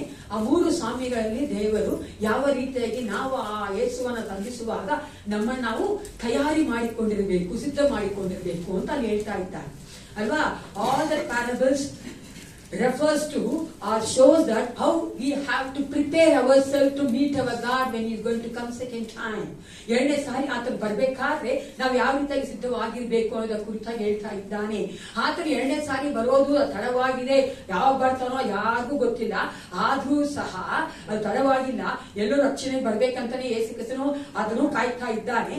ಆದ್ರೆ ನಮ್ಮ ಜೀವಿತಗಳು, ನನ್ನ ಜೀವಿತದಲ್ಲಿ, ನನ್ನ ಎಲ್ರು ಹೇಳಿ, ನನ್ನ ಜೀವಿತದಲ್ಲಿ ಆ ಸೆಕೆಂಡ್ ಕಮಿಂಗ್ ಯಾವಾಗ ಅಂತ ಗೊತ್ತಿಲ್ಲ. ಆದ್ರೆ ನಾವು ಈ ಲೋಕ ಬಿಟ್ಟು ಹೋಗುವಾಗಲೇ ಅದು ಬರುವಂತದ್ದು.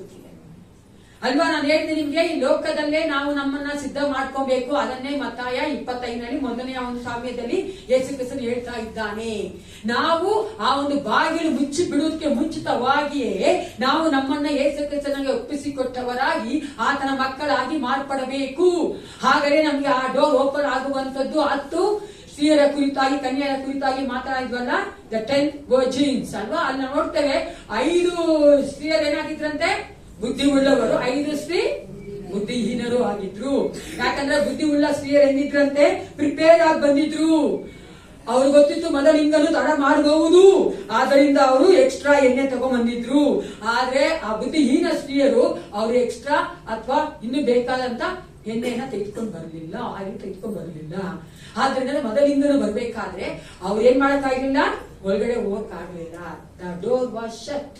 ಆ ಬಾಗಿಲು ಮುಚ್ಚಿಬಿಡ್ತು. ಬಾಗಿಲು ಮುಚ್ಚುವಂತ ಒಂದು ಸಮಯ ಬರ್ತದೆ ನಮ್ಮ ಜೀವಿತಗಳಲ್ಲಿ. ಅದಕ್ಕಾಗಿಯೇ ನಾವೇನ್ ಮಾಡ್ಬೇಕಾಗಿದೆ? ಸಮಯ ಇರ್ಬೇಕಾದ್ರೆ ಯೇಸು ಕ್ರಿಸ್ತನನ್ನ ನಮ್ಮ ಸ್ವಂತ ರಕ್ಷಕನಾಗಿ ಅಂಗೀಕರಿಸಿಕೊಳ್ಬೇಕು. ಹಲ್ಲೆಲೂಯಾ.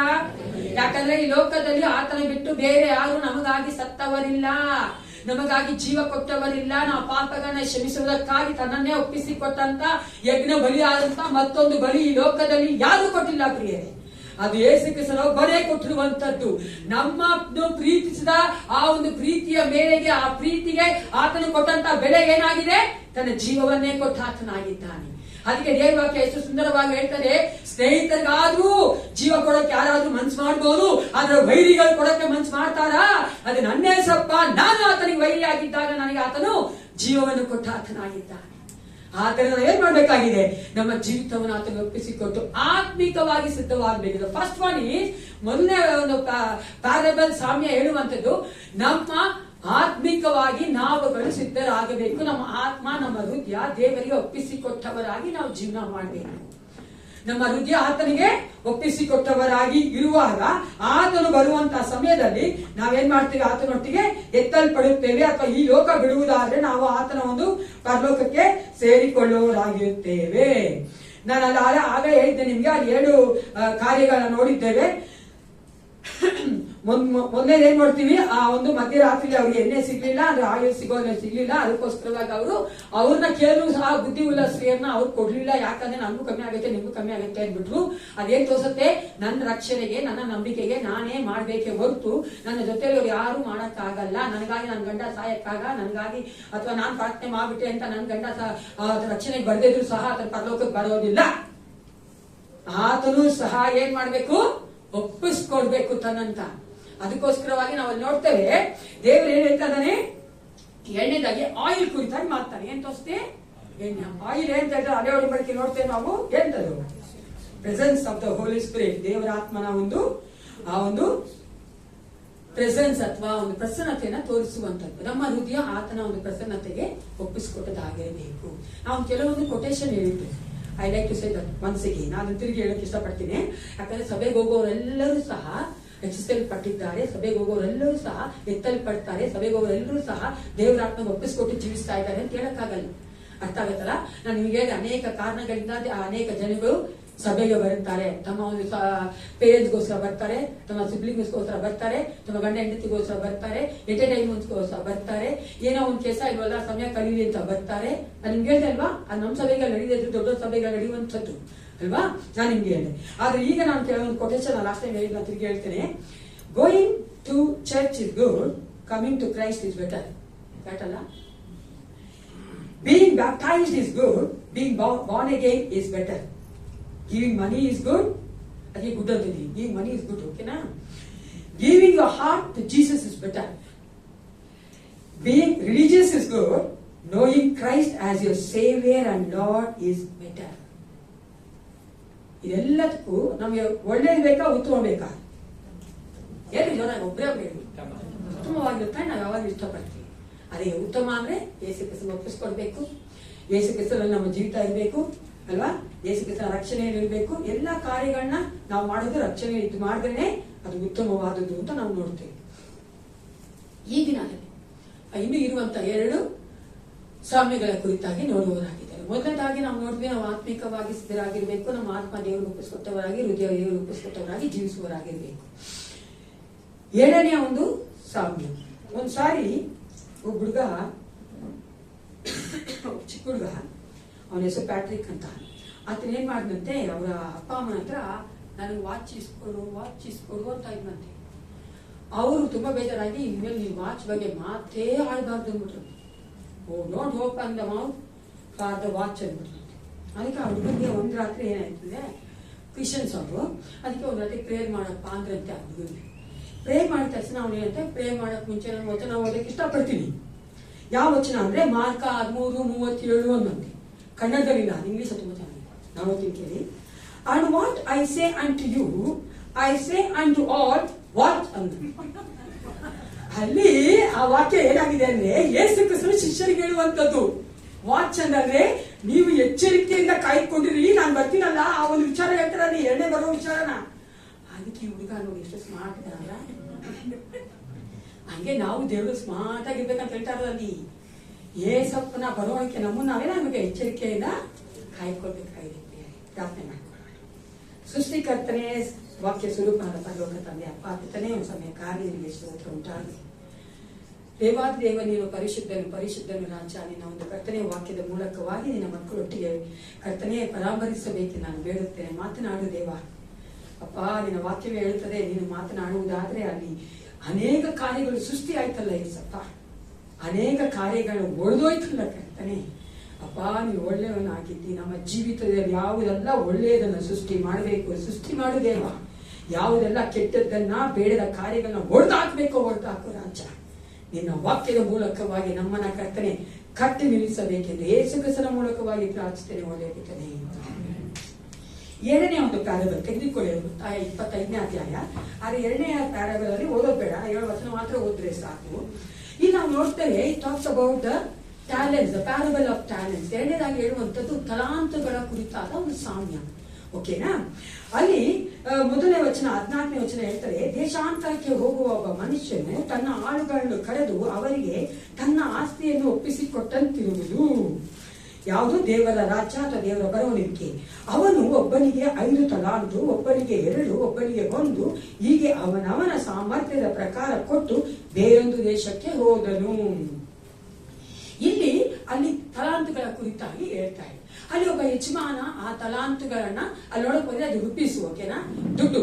ಅದು ನೀವು ಲೆಕ್ಕ ಮಾಡಿ ನೋಡುವುದಾದ್ರೆ ಕೆಲವೊಂದು ಸ್ಕಾಲರ್ಸ್ ಅಥವಾ ಇವ್ರು ಹೇಳ್ತಾರೆ ಅದು 1,09,000 some changes of dollars ಅಂತ ಹೇಳ್ತಾರೆ. ಅಷ್ಟು ಅದು ಅದಕ್ಕೆ ಬೆಲೆ 3 ಜನರು ಕೊಟ್ಟಿರುವಂತದ್ದು. ಅದ್ರಲ್ಲಿ ನಾವು ನೋಡ್ತೇವೆ ಆ ಒಂದು ತಲಾಂತುಗಳನ್ನ ನಾವು ಆತ್ಮಿಕವಾಗಿ ತೆಗೆದುಕೊಳ್ಬೇಕಾದ್ರೆ ಅದೇನು ತೋರಿಸ್ತೀವಿ ನಾವು? ಟ್ಯಾಲೆಂಟ್. ದೇವರು ನಮಗೆ ಕೊಟ್ಟಿರುವಂತಹ ಒಂದು ಸಾಮರ್ಥ್ಯ ಅಥವಾ ವರಗಳ ಕುರಿತಾಗಿ ಹೇಳ್ತಾರೆ. ಇಲ್ಲಿ ನಾವು ತಿಳ್ಕೊಬೇಕಾಗಿರೋದು, ದೇವರು ಕೊಡುವಾತನಾಗಿದ್ದಾನೆ, ನಾವು ಅದನ್ನ ಮ್ಯಾನೇಜ್ ಮಾಡುವವರಾಗಿದ್ದೇವೆ. ನಾವೆಲ್ಲರೂ ಏನಾಗಿದ್ದೇವೆ? ಮ್ಯಾನೇಜರ್ಸ್. ಎಲ್ಲರೂ ಹೇಳಿ, ನಾವೆಲ್ಲರೂ ಮ್ಯಾನೇಜರ್ಗಳಾಗಿದ್ದೇವೆ. ಯಾಕಂದ್ರೆ ಎಲ್ಲವೂ ದೇವರಿಗೆ ಅದು ಸಂಬಂಧಪಟ್ಟದ್ದು, ದೇವರೇ ಸೃಷ್ಟಿ ಮಾಡಿದ, ಎಲ್ಲವೂ ದೇವರದೇ. ಆದ್ರೆ ದೇವರು ನಮಗೆ ಕೊಟ್ಟಿರೋದೆಲ್ಲ ಏನ್ ಮಾಡೋಕ್ಕೋಸ್ಕರವಾಗಿ? ಮ್ಯಾನೇಜ್ ಮಾಡೋಕ್ಕೋಸ್ಕರವಾಗಿ, ನೋಡಿಕೊಳ್ಳೋದಕ್ಕೋಸ್ಕರವಾಗಿ ಅಲ್ವಾ? ಆ ಒಂದು ಯಜಮಾನ ಏನ್ ಮಾಡಿದಂತೆ, ಒಬ್ಬನಿಗೆ 5, ಒಬ್ಬನಿಗೆ 2, ಒಬ್ಬನಿಗೆ 1 ಕೊಟ್ಟ. ಯಾಕೆ ಎಲ್ರಿಗೂ 5 ಕೊಡ್ಲಿಲ್ಲ ಅಲ್ವಾ? ಸ್ವಲ್ಪ ಥಿಂಕ್ ಮಾಡೋಣ. ಎಲ್ರಿಗೂ 5 ಕೊಡ್ಬಾರ್ದು, ಎಲ್ರಿಗೂ 2 ಕೊಡ್ಬಾರ್ದು, ಎಲ್ರಿಗೂ 1 ಕೊಡ್ಬಾರ್ದು. ಯಾಕೆ ಒಬ್ಬರಿಗೆ 5, ಒಬ್ಬರಿಗೆ 2, ಒಬ್ಬರು 1 ಕೊಟ್ಟ? ಅದೇನ್ ತೋರಿಸುತ್ತೆ ಪ್ರಿಯರೇ? ಎಲ್ರೂ ಒಂದೇ ರೀತಿಯಾಗಿಲ್ಲ. ಅವರವರ ಸಾಮರ್ಥ್ಯವಂತದ್ದು ಏನಂತ ನೋಡ್ತೀವಿ ನಾವು, ಡಿಫ್ರೆಂಟ್ ಆಗಿದೆ ಅಲ್ವಾ? ಒಂದೇ ಕುಟುಂಬದಲ್ಲಿ ಬೇಕಾದ್ರೆ ನೋಡಿ ಎಷ್ಟು ಚೆನ್ನಾಗಿ ದೇವ್ರು ಮಾಡ್ತಾನೆ. ನನಗೆ ಒಂದೇ ಕುಟುಂಬದಲ್ಲಿ 6 ಮಕ್ಕಳು, ಇವಾಗಿಲ್ಲ ಓಕೆನಾ, ಜಾಸ್ತಿ ಮಾಡ್ಬೇಡ, 6 ಮಕ್ಕಳು ಆ ಕಾಲದಲ್ಲಿ ಇದ್ರು. 6 ಮಕ್ಕಳು, 7 ಮಕ್ಕಳು, 10 ಮಕ್ಕಳು, 11 ಮಕ್ಕಳು, 12 ಮಕ್ಕಳು ಇದ್ರು ಸಹ ಎಲ್ಲರೂ ಒಂದೇ ರೀತಿಯಾಗಿ ಇರ್ತಾ ಇದ್ದಿಲ್ಲ. ಒಬ್ಬೊಬ್ರು ಒಂದೊಂದ್ ತರ ಇರ್ತಾ ಇದ್ರು. ಗೊತ್ತಾ ನಿಮ್ಗೆ? ಒಬ್ಬೊಬ್ಬರಿಗೆ ಒಬ್ಬೊಂದು ಸಾಮರ್ಥ್ಯ, ಒಬ್ಬೊಬ್ಬರಿಗೆ ಒಂದೊಂದು ಬಲದಲ್ಲಿ, ಕೆಲವೊಂದರಲ್ಲಿ ಬಲ ಇತ್ತು, ಕೆಲವರಿಗೆ ಬಲ ಇತ್ತು, ಒಬ್ಬೊಬ್ಬರಿಗೆ ಒಂದೊಂದು ತರ ಇತ್ತು. ಅದಕ್ಕೆ ದೇವರು ಅವರ ಸಾಮರ್ಥ್ಯದ ಮೇರೆಗೆ ತನ್ನ ಚಿತ್ತಾನುಸಾರವಾಗಿ ಆ ಯಜಮಾನ ಕೊಟ್ಬಿಟ್ಟು ಹೋದ. ಎಷ್ಟು ಕೊಟ್ಟ? 5, 2, 1. ಆದ್ರೆ ಅದನ್ನ ಡಬಲ್ ಮಾಡಿದಾಗ ಇಬ್ಬರಿಗೆ ಹೇಳುವಂತ ವಾಕ್ಯ ಒಂದೇ. ಗೊತ್ತಾ ನಿಮ್ಗೆ? 5, 10 ಮಾಡಿದವನಿಗೂ ಒಂದೇ ರೀತಿ ದೇವ್ರು ಹೇಳ್ತಾನೆ, ಅಂದ್ರೆ ಯಜಮಾನ ಹೇಳ್ತಾನೆ. 7, 4 ಮಾಡಿದವನಿಗೂ ಒಂದೇ ಒಂದು ಅದೇ ವಾಕ್ಯನೇ ಹೇಳ್ತಾರೆ. ಅದೋದಮ್ಮ ಆ ವಚನದಲ್ಲಿ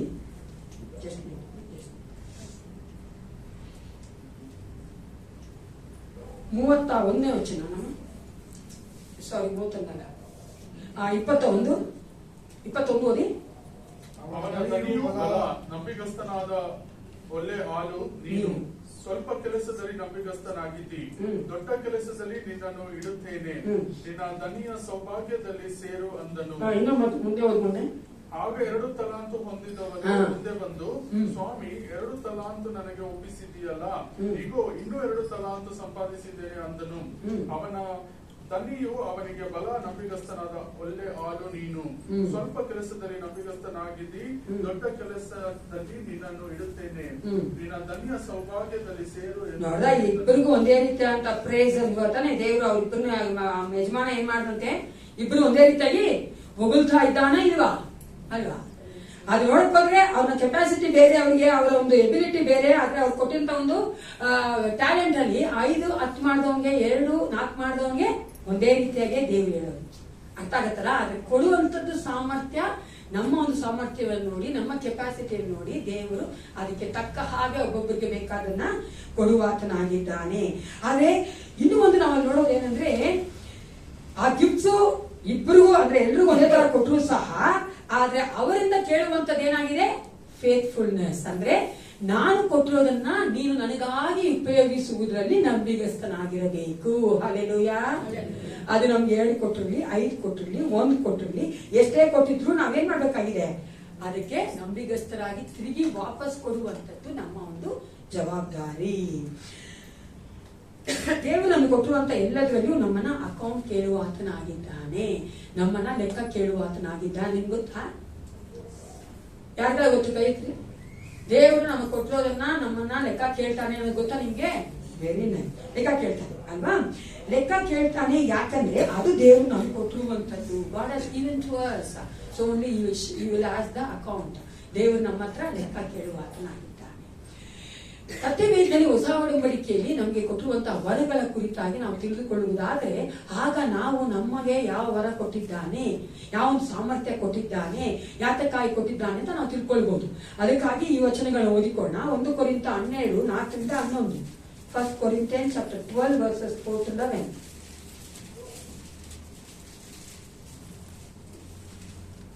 ವರಗಳಲ್ಲಿ ಬೇರೆ ಬೇರೆ ವಿಧಗಳುಂಟು, ದೇವರಾತ್ಮನು ಒಬ್ಬನೇ.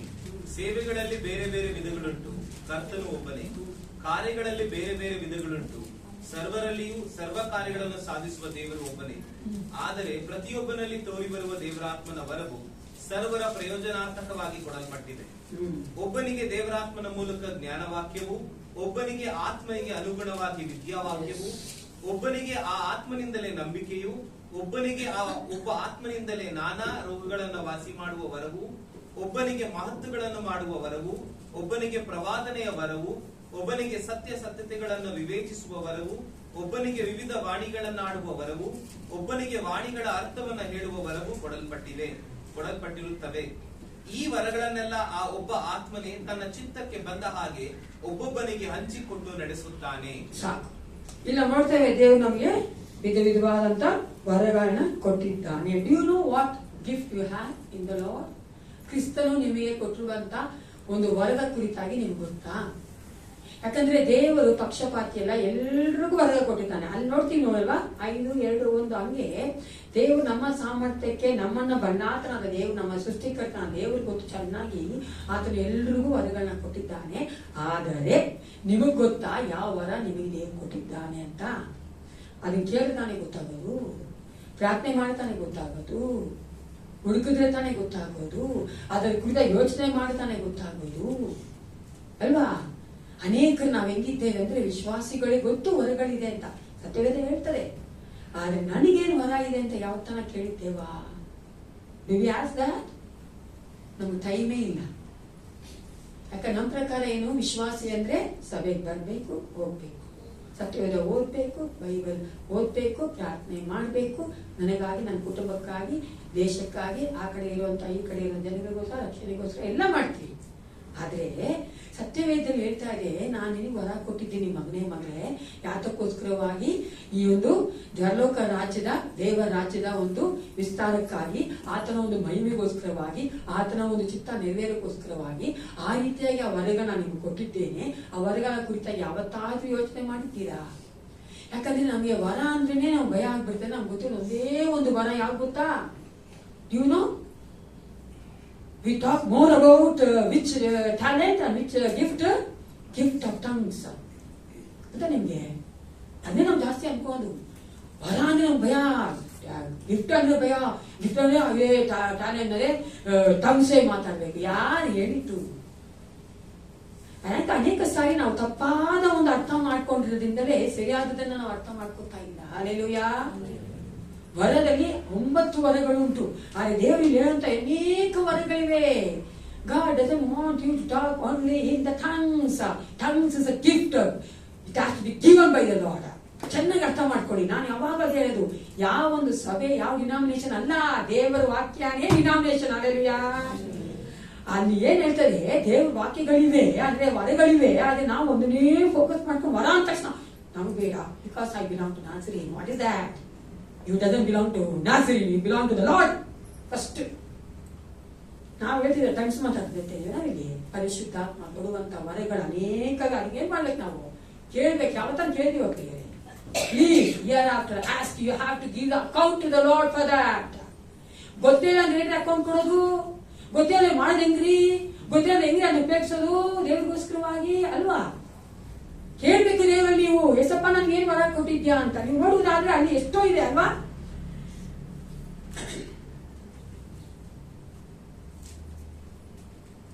ಸರ್ವದ ಪ್ರಯೋಜನಾರ್ಥವಾಗಿ ಒಬ್ಬನಿಗೆ ದೇವರ ತಮ್ಮ ಜ್ಞಾನ ವಾಕ್ಯ ನನಗಿದೆಯಾ ಏಸಪ್ಪ, ವಿದ್ಯಾ ವಾಕ್ಯ ನನಗಿದೆಯಾ ಏಸಪ್ಪ, ನನಗೆ ನಂಬಿಕೆ ಇದೆಯಾ ಏಸಪ್ಪ, ರೋಗನ ವಾಸ ಮಾಡುವಂತ ವರ ಇದೆಯಾ ಏಸಪ್ಪ, ಮಾತುಗಳನ್ನು ಮಾಡುವ ವರ ಇದೆಯಾ ಏಸಪ್ಪ, ಪ್ರವಾದನೆ ಮಾಡುವ ವರ ಇದೆಯಾ ಏಸಪ್ಪ, ಡಿಸರ್ನ್ಮೆಂಟ್ ಉತ್ತರ ಸತ್ಯಾನಾತ್ಮಗಳನ್ನು ವಿವೇಚಿಸುವ ಆತ್ಮ ನಮಗಿದೆಯಾ ಏಸಪ್ಪ, ವರಗಳನ್ನ ಆಡುವ ವಾಣಿಗಳಾಡುವ ವರ ನನಗಿದೆಯಾ ಏಸಪ್ಪ, ವಾಣಿಗಳಿಗೆ ನಾನು ಅರ್ಥ ಕೊಡುವಂತ ವರ ನನಗಿದೆಯಾ ಏಸಪ್ಪ. ಯಾವತ್ತಾದ್ರೂ ಕೇಳಿದೀವ ಬೇರೆ? We don't, isn't it? ಯಾಕೆ ಹೇಳಿ? ನಾವು ಭಯ. ವರ ಅಂದ್ರೆ ನಮ್ಮ ಪ್ರಕಾರ ಅದೇ. That is not the one.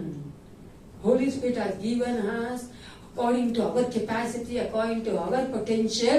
He knows what to give, what not to give. ಆ ತರನೇ ಯಾರಿಗೆ ಏನ್ ಕೊಡ್ಬೇಕು ಅದು ಕರೆಕ್ಟ್ ಆಗಿ ಕೊಟ್ಟಿದ್ದಾನೆ. ಆದ್ರೆ ನಾವು ಕೇಳಿದ್ರೆ ನಮ್ಗೆ ಗೊತ್ತಾಗೋದು. ಯಾಕಂದ್ರೆ we are called to use and invest our talents to glorify God. ನಾವು ಕರೆಯಲ್ಪಟ್ಟಿರುವಂತವರಿಂದ ಹಿಂಗಿದೆ ಅಂತೆ ಆ ಒಂದು ವರಗಳನ್ನ ಉಪಯೋಗಿಸಬೇಕು ದೇವರ ಮಹಿಮೆಗೋಸ್ಕರವಾಗಿ. 1 ಪೇತ್ರ 4:10 ಓದಿಕೊಳ್ಳೋಣ. 1 ಪೇತ್ರ 4:10. ನೀವೆಲ್ಲರೂ ದೇವರ ವಿವಿಧ ಕೃಪೆಯ ವಿಷಯದಲ್ಲಿ ಒಳ್ಳೆ ಮನೋಭಾಗ್ಯವರಾಗಿದ್ದು ಪ್ರತಿಯೊಬ್ಬರು ತಾನು ಹೊಂದಿದ ಕೃಪಾ ವರವನ್ನು ಎಲ್ಲರ ಸೇವೆಯಲ್ಲಿ ಉಪಯೋಗಿಸಲಿ. ನಮಗೆ ಗೊತ್ತಿದ್ರೆ ತಾನೇ ನಾವು ಒಳ್ಳೆ ಮನೆ ವಾರ್ತೆಯರಾಗಿರ್ತೀವಿ. ನಮಗೆ ದೇವರು ಏನೆಲ್ಲ ವರ ಕೊಟ್ಟಿದ್ದಾನೆ ಗೊತ್ತಾಗ್ತಿದೆ? ಗೊತ್ತಾ ನಿಮ್ಗೆ? ವರ ಕೊಟ್ಟವರು ಸುಮ್ಮನೆ ಇದ್ದೀರಾ? ನನಗೆ ಗೊತ್ತು ದೇವ್ರು ನಿಮ್ಗೆ ವರ ಕೊಟ್ಟಿದ್ದಾನೆ. ನಾನೇನ ನಿಮ್ಗೆ ಗೊತ್ತಿಲ್ಲ. ವೆರಿ ಸ್ಯಾಡ್ ಇರುತ್ತೆ. ವರನ ದೇವ್ರು ಕೊಟ್ಟಂತ ಗಿಫ್ಟ್ ನ ಉಪಯೋಗಿಸಿ ದೇವರ ರಾಜ್ಯಕ್ಕಾಗಿ ನಾವೇನಾಗ್ತಾ ಇದ್ದೀವಿ, ಉಪಯೋಗಿಸಲ್ಪಡ್ತಾ ಇದ್ದೇವೆ, ದೇವ್ರ ನಾವು ಮಹಿಮೆ ಆಗ್ತಾ ಇದೆ. ಆದ್ರೆ ಅದೇ ನಮ್ಗೆ ಗೊತ್ತಿಲ್ಲ. Very sad isn't it? ಇನ್ನೊಂದು ನೀವು ನೋಡ್ಬೇಕಂದ್ರೆ ಈ ಒಂದು ವರಗಳಲ್ಲಿ ಎಲ್ಲರಿಗೂ ಒಂದೇ ರೀತಿಯ ವರಗಳನ್ನ ಕೊಟ್ಟಿಲ್ಲ. ಯಾಕೆ? ವಿಧ ವರಗಳನ್ನ ಕೊಡ್ತಾರೆ. ಯಾಕೆ? ಒಂದು ಸಾಮರ್ಥ್ಯ ಪ್ರಕಾರ ದೇವ್ರು ನಮಗೆ ಕೊಡ್ತಾನೆ. ಇನ್ನೊಂದು ಎಲ್ರೂ ಒಂದೇ ಮಾಡಕ್ಕಾಗತ್ತೇನ್ರಿ? ಮಾಡ ಎಲ್ರೂ ಇಳ್ಕೊಂಡ್ ಬೋಧಿಸ್ತಾ ಇದ್ರೆ ಅಲ್ಲೆಲ್ಲ ಯಾರು ಇರ್ತಾರೆ? ಯಾರು ಕೇಳಿಸ್ಕೊಬೇಕು? ಚೇರ್ ಕೇಳಿಸ್ಕೊಬೇಕು. ಅದಕ್ಕೆ ದೇವರು ಒಬ್ಬೊಬ್ಬರಿಗೆ ಒಂದು ವರ ಕೊಟ್ಟು, ನೀನೇ ಬೋಧನೆ ಮಾಡು, ನೀನು ವಾದ್ಯ ನುಡಿಸು, ನೀನು ಹಾಡೆಳು, ನೀನು ಸಾರಿ ಗೂಸ್ ಹಾಕಿ ಚಾಪೆ ಇದಾಕು ಚೇರ್ಗಳನ್ನ ಅರ್ಥಗಳ ನೀನು ಏನ್ ಮಾಡ್ಬೇಕಾಗಿದೆ? ಯಾರಾದ್ರೂ ಬಂದ್ರೆ ಹೋಸ್ಟ್ ಆಗಿದ್ದು, ಅಲ್ಲಿ ಅಶರ್ಸ್ ಆಗಿದ್ದು ಕೂರ್ಸು. ಈಗ ನೋಡಿದಿರ, ನಾನು ಎಷ್ಟಕ್ಕೆ ನೋಡಿದೀನಿ ಗೊತ್ತಾ? ಅಲ್ಲಿ ಮುಂದೆ ಹಿಂದೆ ಸತೀಶ್ ಬ್ರದರ್ ಇಲ್ಲ ಅಂದ್ರೆ ಯಾರು ಇಲ್ಲಿ ಕೂರ್ಸಕ್ಕಿಲ್ಲ. ಅವ್ರ ಪ್ರಕಾರ ಬಂದು ಹುಡ್ತಾ ಇರ್ತಾರೆ ಚೇರ್ನ. ಅರ್ಥ ಆಗ್ತಲ್ಲ? ಅವ್ರವ್ರು ಅವ್ರ ಕಾರ್ಯ ಮಾಡಿದ್ರೆ ದೇವರ ಸಭೆಯಲ್ಲೂ ಕಾರ್ಯಗಳು ನಡೆಯೋದು, ದೇವರ ರಾಜ್ಯದಲ್ಲೂ ಕಾರ್ಯಗಳು ನಡೆಯೋದು ಪ್ರಿಯರೇ. ಹಲ್ಲೆಲೂಯಾ. ಅದಕ್ಕೋಸ್ಕರವಾಗಿ ನಿಮಗೆ ದೇವರು ಏನ್ ಕೊಟ್ಟಿದ್ದಾನೆ recognise and use it for God's glory. ದೇವರ ಮಹಿಮೆಗೋಸ್ಕರ ಉಪಯೋಗಿಸಿ. ದೇವರು ಕೊಟ್ಟಿರುವಂತದೇ ಆತನ ಮಹಿಮೆಗೋಸ್ಕರವಾಗಿ. ರೋಮಾಪುರದ 12:6-8 ಓದೋಣ. Roman chapter 12:6-8. ದೇವರು ನಮಗೆ ಕೃಪೆ ಮಾಡಿದ ಪ್ರಕಾರ ನಾವು ಬೇರೆ ಬೇರೆ ವರವನ್ನು ಹೊಂದಿದ್ದೇವೆ. ಹೊಂದಿರುವ ವರವು ಪ್ರವಾದನೆಯ ರೂಪವಾಗಿದ್ದರೆ ನಾವು ವಿಶ್ವಾಸ ವರಕ್ಕೆ ತಕ್ಕ ಹಾಗೆ ಪ್ರವಾದನೆ ಹೇಳೋಣ. ಅದು ಸಭಾ ಸೇವೆಯ ರೂಪವಾಗಿದ್ದರೆ ಸಭಾ ಸೇವೆಯನ್ನು ಮಾತಾಡುತ್ತಾ ಇರೋಣ. ಬೋಧಿಸುವವನು ಬೋಧಿಸುವುದರಲ್ಲಿಯೂ ಬುದ್ಧಿ ಹೇಳುವವನು ಬುದ್ಧಿ ಹೇಳುವುದರಲ್ಲಿಯೂ ನಿರತನಾಗಿರಲಿ. ದಾನ ಕೊಡುವವನು ಯಥಾರ್ಥ ಮನಸ್ಸಿನಿಂದ ಕೊಡಲಿ. ಹಿರಿತನ ನಡೆಸುವವನು ಆಸಕ್ತಿಯಿಂದ ನಡೆಸಲಿ. ಕಷ್ಟದಲ್ಲಿರುವವರಿಗೆ ಉಪಕಾರ ಮಾಡುವವನು ಸಂತೋಷವಾಗಿ ಮಾಡಲಿ. ಅನೇಕ ಸಾರಿ ನಾವ್ ಯಾಕೆ ಮಾಡಲ್ಲ ಅಂದ್ರೆ ಬೇರೆ ದೇವ್ರು ಕೊಟ್ಟಿರುವಂತ ಅನೇಕ ವರಗಳನ್ನ ನೋಡುವುದಾದ್ರೆ ದೇವ್ರು ಅನೇಕ ಸಂಪನ್ಮೂಲಗಳನ್ನು ಕೊಟ್ಟಿದ್ದಾನೆ. ರಿಸೋರ್ಸಸ್ ಗಾಡ್ ಹಸ್ ಗಿವನ್ ಅಸ್ ಅಲ್ವಾ.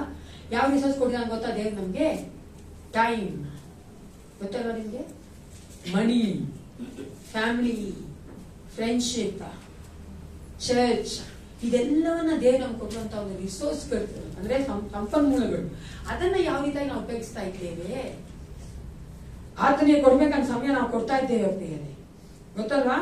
ಅನೇಕ ಪ್ರೀಚರ್ಸ್ಗಳು ಹೇಳೋದಷ್ಟೇ, 1/10 ದುಡ್ಡಲ್ಲಿ ಕೊಡೋದಲ್ಲ, 1/10 ಯಾವ್ದು ಕೊಡ್ಬೇಕಂತೆ ಸಮಯದಲ್ಲಿ ಕೊಡ್ಬೇಕು. ಸಮಯ ಕೊಡ್ಬೇಕಂದ್ರೆ ಎಷ್ಟು ಗೊತ್ತಾ? ಅನ್ನ ಎಷ್ಟು ಅವರ್ ಇದೆ ಒಂದಿನಲ್ಲಿ 24 ಅವರ್ಸ್ ನಾವು ಇರೋದು. ಹೌದು, 24 ಅವರ್ಸ್ ಅಲ್ಲಿ 2.25 ಗಂಟೆ ದೇವ್ರು ಕೊಡ್ಬೇಕಂತೆ. ಅಪ್ಪ ಏಸಪ್ಪ, ಅರ್ಧ ಗಂಟೆ ಕೊಟ್ರೆ ಇನ್ ಮಿಕ್ಕಿದ ಗಂಟೆ 2 ಅವರ್ ನಾವು ನೋಡ್ತೀವಿ ಮೊಬೈಲ್ನ, 2 ಅವರ್ ನಾವು ಮಾತಾಡ್ತೀವಿ. 2 ಅವರ್ ಮಾತಾಡಲ್ಲ, ಅರ್ಧ ಗಂಟೆ ಮಾಡ್ತೀವಿ ತಾನೆ, ಎಲ್ಲ ಮಾಡ್ತೀವಿ ಅಲ್ವಾ? ಆದ್ರೆ ನನ್ನ ಒಂದು ಕನ್ವಿಕ್ಷನ್ ಯಾವಾಗ ಏನಂದ್ರೆ ದೇವರ ಆತ್ಮ ನಾವು ನಡೆಸಬೇಕಾದ್ರೆ ಅದಕ್ಕೆ ಒಪ್ಪಿಸ್ಕೊಟ್ರೆ ಸಾಕು. ನೀವು 2.25 ಕೊಡೋದು ಬೇಡ. ಆ 2.25 ಗಂಟೆ ಎಷ್ಟನ್ನ ದೇವರು ನಿಮ್ಮ ಹತ್ರ ಅರ್ಧ ಗಂಟೆ ಉಪಯೋಗಿಸ್ಕೊಂಡ್ಬಿಡ್ತಾನೆ. ಹಲ್ಲೆಲೂಯಾ. ಕೊಡಲ್ವೇ? ಕೊಡತಾನೆ. ಅರ್ಥ ಆಗತ್ತಲ್ಲ? ಅದು ಬ್ಯಾಲೆನ್ಸ್ ಮಾಡೋದು ನಾನು ಏಸಪ್ಪನ್ ಚೆನ್ನಾಗಿ ಗೊತ್ತು. ಆದ್ರೆ ನಾವು ಕೊಟ್ರೆ ಸಾಕು ಏಸಪ್ಪನ್ಗೆ. ಡೆಲಿಬ್ರೇಟ್ ಆಗಿ ಬೇಕಂದೇನೆ ನಾವು ಪ್ರಾರ್ಥನೆ ಮಾಡದೆ ಇರುವಂತದ್ದು, ಬೈಬಲ್ ಓದದೆ ಇರುವಂತದ್ದು. ಪರಿಶುದ್ಧಾತ್ಮ ಹೇಳ್ತಾ ನನ್ನ ಹತ್ರ, ಅಮ್ಮ ನಿನಗೆ ಟೈಮ್ ಬಂತು, ಬೈಬಲ್ ಓದು, ಟೈಮ್ ಬಂತು, ಪ್ರಾರ್ಥನೆ ಮಾಡು ಅದಲ್ಲ. ಎಷ್ಟು ಚೆನ್ನಾಗಿ ಹೇಳ್ತಾರ ದೇವರು, ಟೈಮ್ ಬಂತು ಎದ್ದೇಳು ಸಭೆಗೆ. ಹಂಗೆ ಒಂದ್ಸತಿ ಏನಾಯ್ತಂತೆ, ಒಬ್ಬ ಮನುಷ್ಯ ಬೆಳಿಗ್ಗೆ ಆದ್ರೂ ಎದ್ದೊಳ್ಳೇ ಇಲ್ಲ. ಅವ್ರ ಅಮ್ಮ ಬಂದು ಎಬ್ಬಿಸ್ತಾ ಇದಾರೆ, ಎದ್ದೋಳು ಪಗಮ್ಮ ನನ್ಗೆ ಆಗಲ್ಲ, ನನ್ಗಿಷ್ಟ ಇಲ್ಲ, ಓಕೆ ಅಲ್ಲಿಗೆ. ನಾನು ನೋಡ್ರೆ ಯಾರಿಗೂ ಇಷ್ಟ ಆಗಲ್ಲ, ನನ್ನ ಹತ್ರ ಯಾರು ಮಾತಾಡಲ್ಲ, ನಾನು ಯಾರು ಬಂದು ವಿಶ್ ಮಾಡಲ್ಲ, ನಾನು ಹೋಗಲ್ಲ ಅಮ್ಮ. ಹಲೋ, ನೀ ಹೋಗ್ಲೇಬೇಕು, ಎದ್ದೋಳು, ನೀನ್ ಪಾಸ್ಟ್ ಅಂದ್ರಂತೆ. ಹಂಗೆ ನಾವು ಹೆಂಗಿದೀವಿ. ಅದೇ ನಾವೇನೋ ಒಂದು ಪೊಸಿಷನ್ ಕೊಟ್ಟರೆ ಬರೋದು. ನಾನು ಸೇರಿ ಹೇಳ್ತೀನಿ, ಓಕೆನಾ, ನಾನು ಓದಿದ್ದೋಳೆ. ಯಾಕಂದ್ರೆ ನಾವು ನಮ್ಮನ್ನ ಪರೀಕ್ಷೆ ಮಾಡ್ಕೊಳ್ಬೇಕು ಅಲ್ವಾ? ದೇವರು ನಮಗೆ ಕೊಡುವಂತ ಕಾರ್ಯಗಳನ್ನ ನಾವೇನ್ ಮಾಡ್ಬೇಕಾಗಿದೆ? ಆತನ ಮಹಿಮೆಗೋಸ್ಕರವಾಗಿ ಉಪಯೋಗಿಸ್ಬೇಕಾಗಿದೆ. ನಾನು ಸಭೆಗೆ ಬರುವಂತದ್ದು, ಆತನಿಗಾಗಿ ಜೀವಿಸುವಂತದ್ದು, ಕೆಲವೊಂದ್ ಕಡೆ ಮಾತಾಡ್ಬೇಕಾದ್ರೆ ಮಾತಾಡುವಂತದ್ದು. ನಮ್ಮನ್ನ ಜನ ನೋಡ್ತಾ ಇದ್ದಾರೆ, ಮರಿಬೇಡಿ ಪ್ರಿಯರೇ. Don't forget that world is watching us. ನೋಡ್ತಾ ಇದ್ದಾರೆ ನಮ್ಮನ್ನ, ನಮಗೆ ಗೊತ್ತಾಗ್ತಾ ಇಲ್ಲ ಅಷ್ಟೇ. ನಾವು ಇಷ್ಟ ಬಂದಂಗೆ ಮಾತಾಡಿ, ಇಷ್ಟ ಬಂದಂಗೆ ವರ್ತಿಸೋದು, ಇಷ್ಟ ಬಂದಂಗೆ ನಾವು ಹೋಗೋದು ಬರೋದು ಮಾಡ್ತಾ ಇದ್ದೇವೆ. ಅದನ್ನೇ ನಾವು ಗಂಭೀರವಾಗಿ ಇಟ್ಕೊಂಡ್ರೆ ಅವ್ರು ನಮ್ಗೆ ಚೆನ್ನಾಗಿ ಗೊತ್ತಾಗ್ತದೆ ದೇವ್ರು ಕೊಟ್ಟುವಂತದ್ರಲ್ಲಿ. ಅವಾಗ ದೇವ್ರು ಏನಂತ ಅಂದ್ರೆ 21ನೇ ವಚನದಲ್ಲಿ ನೋಡ್ತೇವೆ. ಯಾಕಂದ್ರೆ ನಾವೇ ದೇವ್ರು ಕೊಟ್ಟುವಂತ ಈ ತಲಾಂತುಗಳು ನಾವು ನೋಡುವುದಾದ್ರೆ ನಿತ್ಯತ್ವಕ್ಕೂ ಇರುವಂತದ್ದು. ಓಕೆ, ಇಟ್ ಆಸ್ ನನಗೆ ತುಂಬಾ ಇಷ್ಟ ಆಗ್ತಿದ್ರು, the use of our talents are eternal implication ಅಂತೆ. ಅದು ಹಿಂದೆ ನಿಲ್ಲುವಂತದ್ದಲ್ಲ, ಅದು ಎಂತಕ್ಕೂ ಇರುವಂತದ್ದು. ಅದಕ್ಕೆ 21ನೇ ವಚನದಲ್ಲಿ ದೇವ್ರು ಹೇಳ್ತೀವ, ನೀವು ಓದ್ರಲ್ಲ ವಚನನ, ಅವನ ದನಿಯು ಬಹಳ ನಂಬಿಗಸ್ತನಾದ ಒಳ್ಳೆ ಆಳು, ನೀನು ಸ್ವಲ್ಪ ಕೆಲಸದ ನಂಬಿಗಸ್ತನಾಗಿದ್ದಿ, ದೊಡ್ಡ ಕೆಲಸ ನಿನ್ನನ್ನು ಇಡುತ್ತೇನೆ, ನಿನ್ನ ದನಿಯ ಸೌಭಾಗ್ಯದಲ್ಲಿ ಸೇರು ಅಂದನು. ಅದಕ್ಕೋಸ್ಕರ ಅದು ನಿತ್ಯತ್ವಕ್ಕೂ ಇರುವಂತಹ ಕಾರ್ಯಗಳಲ್ಲಿ ನಾವು ನಮ್ಮನ್ನ ತೊಡಗಿಸ್ಕೊಳ್ಬೇಕು. ಲೋಕದಲ್ಲಿ ಇರೋದು ಮಾತ್ರ ನಾವು ತೊಡ್ಕೊಂಡ್ರೆ ಸಾಲದು. ಓಕೆನಾ? I am not telling that you should not be enjoying the world, but at the same time you have to give the time to the Lord's work and kingdom of God. ದೇವರ ರಾಜ್ಯಕ್ಕೋಸ್ಕರ ನಮ್ಮ ಟೈಮನ್ನ ನಾವು ಕೊಡ್ಬೇಕು. ನಾವು ಹೆಂಗಿದ್ದೀವಿ ಅಂದ್ರೆ ಪ್ರಿಯರೇ, ನಾನು ಒಂದು quotation ಹೇಳಕ್ಕೆ ಇಷ್ಟಪಡ್ತೀನಿ. If you really want to do, you will find a way. ಕರೆಕ್ಟಾ? ನಾವು ಮಾಡ್ಲೇಬೇಕಂದ್ರೆ ನಾವು ಒಂದು ಮಾರ್ಗ ಮಾಡ್ಕೋತೀವಿ ತಾನೇ? ಮಾಡ್ಕೋತೀವಿ ಅಲ್ಲಪ್ಪ, ಡೆಫಿನೆಟ್ ಆಗಿ ಮಾಡ್ಕೋತೀವಿ. ನಾನು ಹೆಂಗಿದ್ದೀನಿ ಗೊತ್ತಾ, ನನಗೆ ತಿನ್ಬೇಕು ಅನ್ಸ್ಬಿಟ್ರೆ ಎಲ್ಲಾ ತರ ನೋಡ್ತೀನಿ. ಮೈಂಡ್ ಹೆಂಗ್ ಓಡುತ್ತೆ ನಮ್ಗೆ ಅಂದ್ರೆ, ನಾನು ಜಡ್ಜ್ ಮಾಡಬಾರ್ದು ಸರಿನಾ? ಹೆಂಗ್ ಓಡುತ್ತಂದ್ರೆ ಫಸ್ಟ್ ಯಾರಿದ್ದಾರೆ ನನಗೆ ಒಳ್ಳೆ ಹೋಗಕ್ಕಾಗಲ್ವಲ್ಲ ಅವಾಗ, ಓಕೆನಾ? ಹೊರಗಡೆ ಹೋದಾಗ ನಾನು ತಿನ್ಕೋತೀನಿ, ಅದು ಯಾರು ಹೇಳ್ಬೇಡ. ಒಳ್ಳೆ ಹೋಗಕ್ಕಾಗ್ತಾ ಇರ್ಬೇಕಂತ ಯೋಚನೆ ಮಾಡ್ತೀನಿ, ಯಾರು ತಗೊಂಡ್ಬಂದು ಕೊಡ್ಬೋದು ನನಗೆ? ಅವಾಗ ಮಿಥುನ್ ಹಾಕೋ ಬರ್ತಾನೆ, ಮಿಥುನ್ ಆಫೀಸಲ್ಲಿ ಅವ್ನು ಬರ್ಬೇಕಾ ತಗೊಂಡ್ಬರ್ಬೋದಾ? ಇಲ್ಲಾಂದ್ರೆ ಯಾಕೆ ಎಷ್ಟು ಡೀಲ್ ಮಾಡ್ಬೋದು? ಇನ್ನೊಂದು ಆಪ್ ಸಿಕ್ತು ನನಗೆ, ಆ್ಯಪಲ್ಲಿ ಡೆಲಿವರಿ ಚಾರ್ಜ್ ಇಲ್ಲ, ಅದು ಹಾಕೊಂಡೆ ನಾನು. ಡೆಲಿವರಿ ಚಾರ್ಜ್ ಇದು ಮಾಡ್ಬೋದಲ್ಲ. ಎಷ್ಟು ಓಡತ್ತಂದ್ರೆ ಮೈಂಡು. ಅದೇ ನಾವು ಯಾವ್ದಾದ್ರು ದೇವರ ಕಾರ್ಯ ಮಾಡ್ಬೇಕಂದ್ರೆ ಓಡತ್ತಾ ಅಂದ್ರೆ ಅದು ಹೇಳ್ತಾರೆ, ನಿಮಗ್ ಮನ್ಸಿದ್ರೆ ಮಾರ್ಗ ಉಂಟು. ಹಲ್ಲೆಲೂಯಾ. ಹಂಗೇನೆ if you don't you will find an excuse. ಹೇಳ್ತಲ್ವಾ? ಎಷ್ಟು ಚೆನ್ನಾಗಿದೆ. ನೀನು ಮಾಡಬಾರ್ದು ಮನ್ಸು ಬಂದ್ಬಿಟ್ರೆ ಏನಾದ್ರೂ ಒಂದ್ ಯಾವ ಹುಡುಕ್ಬಿಡ್ತೀಯ. ಕರೆಕ್ಟಾ? ಅದಕ್ಕೆ ದೇವರ ಒಂದು ವರಗಳನ್ನ ನೀವು ರೆಕಗ್ನೈಸ್ ಮಾಡೋದಕ್ಕೆ ಮನ್ಸು ಮಾಡ್ಬೇಕು. ಅದ ದೇವರ ಮಹಿಮೆಗೋಸ್ಕರ ಉಪಯೋಗಿಸಕ್ಕೆ ಮನ್ಸು ಮಾಡ್ಬೇಕು. ಚಿಕ್ಕದೋ ದೊಡ್ಡದೋ ಅದೆಲ್ಲ ಪ್ರಿಯರೇ, ಡಸಂಟ್ ಮ್ಯಾಟರ್ಸ್. ನೋಡ್ರಲ್ಲ, 5, 2, 1 ಅಂತ ಅಲ್ಲಿ ಒಬ್ಬನ್ನೂ ದೇವ್ರ ಏನ್ ಮಾಡಕ್ಕೆ, 2 ಭಾಗ ಮಾಡಕ್ಕೆ. ಆದ್ರೆ ಅವನು ಒಂದು ಭಯ ಪಟ್ಕೊಂಡು ಬಚ್ಚಿಕ್ ಬಿಟ್ಟಿದ್ದೀನಿ ಅಂದ ದೇವ್ರ ಹತ್ರ. ದೇವರೇ, ನೀವು 1 ಕೋಟಿ 2 ಮಾಡ್ಕೊಂಡು ಸಾಕು, 5 ಕೋಟಿ 10 ಮಾಡಿ ಸಾಕು, ಆದ್ರೆ ಅದು ಮಾಡಿ. ಅದಕ್ಕೆ ನಮ್ಗೆ ಗೊತ್ತೇ ಇಲ್ಲ ನಾವೇನ್ ಮಾಡೋದು, ದೇವರಿಗೋಸ್ಕರ ಉಪಯೋಗಿಸಲ್ಪಡೋದು. ಇನ್ನು ಮುಂದೆ ಆಸ್ ಎ ಗಾಡ್ಸ್ ಪೀಪಲ್, ದಿವ್ಯ ಜ್ಯೋತಿ ಚರ್ಚ್ ಮೆಂಬರ್ಸ್ ಆಗಿ ನೀವು ಏಸಪ್ಪ ಹತ್ರ ಕೇಳ್ಬೇಕಾಗಿರೋದು, ಏನ್ ವರ ಕೊಟ್ಟಿದ್ಯಾ ಏಸಪ್ಪ ಅಂತ. ಮುಂದಿನ ಸತಿ ನಾ ಕೇಳ್ಬೇಕಾದ್ರೆ ನೀವ್ ಹೇಳ್ಬೇಕು ಧೈರ್ಯವಾಗಿ, ನನಗೆ ಈ ವರ ಕೊಟ್ಟಿದ್ದಾನೆ ಆಂಟಿ, ಈ ವರ ಕೊಟ್ಟಿದ್ದಾನೆ ಸಿಸ್ಟರ್ ಅಂತ ಹೇಳ್ತೀರಾ. ಮಾಡ್ತಾ ಇರೋರು ಸಹ ಹೇಳ್ಬೇಕು, ಉಪಯೋಗಿಸ್ತಾ ಇರೋರು ಸಹ ಹೇಳ್ಬೇಕು. ಅರ್ಥ ಆಗತ್ತಲ್ಲ? 3ನೇ ಒಂದು ಪ್ಯಾರಬಲ್ ನಾವು ನೋಡ್ತೇವೆ. ಮೊದಲನೇದಾಗೇನು, ಆತ್ಮಿಕವಾಗಿ ನಾವು ಸಿದ್ಧರಾಗಿರ್ಬೇಕು, ನಮ್ಮ ಹೃದಯ ದೇವರಿಗೆ ಒಪ್ಪಿಸ್ಕೊಟ್ಟವರಾಗಿರ್ಬೇಕು. 2ನೇದಾಗಿ ಏನ್ ನೋಡ್ತೀವಿ ನಾವು, ಆತನ ಕೊಟ್ಟಂತ ವರಗಳನ್ನ ಆತನ ಮಹಿಮೆಗೋಸ್ಕರವಾಗಿ ಉಪಯೋಗಿಸ್ತಾ ಇರ್ಬೇಕು ಆತನ ಬರೋಣ ಸಮಯದಲ್ಲಿ. 3ನೇದಾಗಿ ಅದೇ ಮತ್ತಾಯ 25:31-46 ಹೇಳ್ತಾರೆ, ದ ಪ್ಯಾರಬಲ್ ಆಫ್ ಜಡ್ಜ್ಮೆಂಟ್. ಅದೇನಿದೆ, ದೇಶಗಳಿಗೆ ಮನುಷ್ಯ ಕುಮಾರನ ಏನ್ ಮಾಡ್ತಾನಂತೆ, ನ್ಯಾಯ ತೀರಿಸ್ತಾನಂತೆ. 31ನೇ ವಚನ ಯಾರಾದ್ರೂ ಓದಿ. 31-34. ಇದಲ್ಲದೆ ಮನುಷ್ಯ ಕುಮಾರನು ತನ್ನ ಮಹಿಮೆಯಿಂದ ಎಲ್ಲಾ ದೇವತೆಗಳೊಂದಿಗೆ ಕೂಡಿ ಬರುವಾಗ ತನ್ನ ಮಹಿಮೆಯ ಸಿಂಹಾಸನದಲ್ಲಿ ಕೂತುಕೊಳ್ಳುವನು ಮತ್ತು ಎಲ್ಲಾ ದೇಶಗಳ ಜನರು ಆತನ ಮುಂದೆ ಕೂಡಿಸಲ್ಪಡುವರು. ಕುರುಬನು ಆಡುಗಳನ್ನು ಕುರಿಗಳನ್ನು ಬೇರೆ ಮಾಡುವ ಪ್ರಕಾರ ಆತನು ಅವರನ್ನು ಬೇರೆ ಬೇರೆ ಮಾಡಿ ಕುರಿಗಳನ್ನು ತನ್ನ ಬಲಗಡೆಯಲ್ಲಿ ಆಡುಗಳನ್ನು ಎಡಗಡೆಯಲ್ಲಿ ಇರಿಸುವನು. ಆಗ ಅರಸನು ತನ್ನ ಬಲಗಡೆಯಲ್ಲಿರುವವರಿಗೆ, ನನ್ನ ತಂದೆಯ ಆಶೀರ್ವಾದ ಹೊಂದವರೇ, ಮನೆಯಲ್ಲಿ ಲೋಕಾದಿಯಿಂದ ನಿಮಗೋಸ್ಕರ ಸಿದ್ಧ ಮಾಡಿದ ರಾಜ್ಯವನ್ನು ಶಾಸ್ತ್ರವನ್ನು ತೆಗೆದುಕೊಳ್ಳಿರಿ. ಇಲ್ಲಿ ನೋಡುವುದಾಗುತ್ತೆ, ನಾವು ಎಷ್ಟು ಆತ್ಮಿಕವಾಗಿ ಸಿದ್ಧರಾಗಿದ್ದೇವೆ, ನಾವು ಎಷ್ಟು ಆ ಒಂದು ವರಗಳನ್ನ ಉಪಯೋಗಿಸ್ತಾ ಇದ್ದೇವೆ. ಅದೇ ರೀತಿಯಾಗಿ 3ನೇದಾಗಿ ನಾವು ನೀಡಿಯನ್ನ ಅಥವಾ ಕಷ್ಟದಲ್ಲಿರೋನ ಏನ ಮಾಡ್ಬೇಕಾಗಿದೆ, ನಾವು ಕೇರ್ ತಗೊಬೇಕಾಗಿದೆ. ಅದೇ 3ನೇದಾಗಿ ಅಲ್ಲಿ ಯೇಸು ಕ್ರಿಸ್ತನು ಹೇಳ್ತಾ ಇರುವಂತಹ ಒಂದು ಪ್ಯಾರಬಲ್ ನೋಡುತ್ತೇವೆ. ಅಲ್ಲಿ ಹೇಳ್ತಾ ನೋಡಿ, ನನ್ನ ತಂದೆಯ ಆಶೀರ್ವಾದ ಹೊಂದಿದವರೇ, ಅಂದ್ರೆ ನಾವು ಯೇಸು ಕ್ರಿಸ್ತನಿಂದ ಆಶೀರ್ವಾದ ಹೊಂದಿರೋದು ಏನಕ್ಕಾಗಿ ಹೇಳಿ, ಯೇಸಪ್ಪ ನಮ್ಮನ್ನ ಅಧಿಕವಾಗಿ ಆಶೀರ್ವದಿಸಿದ್ದಾನೆ. ನಂಬ್ತೀರಾ? ಹಲ್ಲೆಲೂಯಾ. ನೋಡಿ, ಎಷ್ಟು ಜನ ಲೋಕದಲ್ಲಿ ಓಡಾಡ್ತಾ ಇದ್ದಾರೆ ಪಾಪ.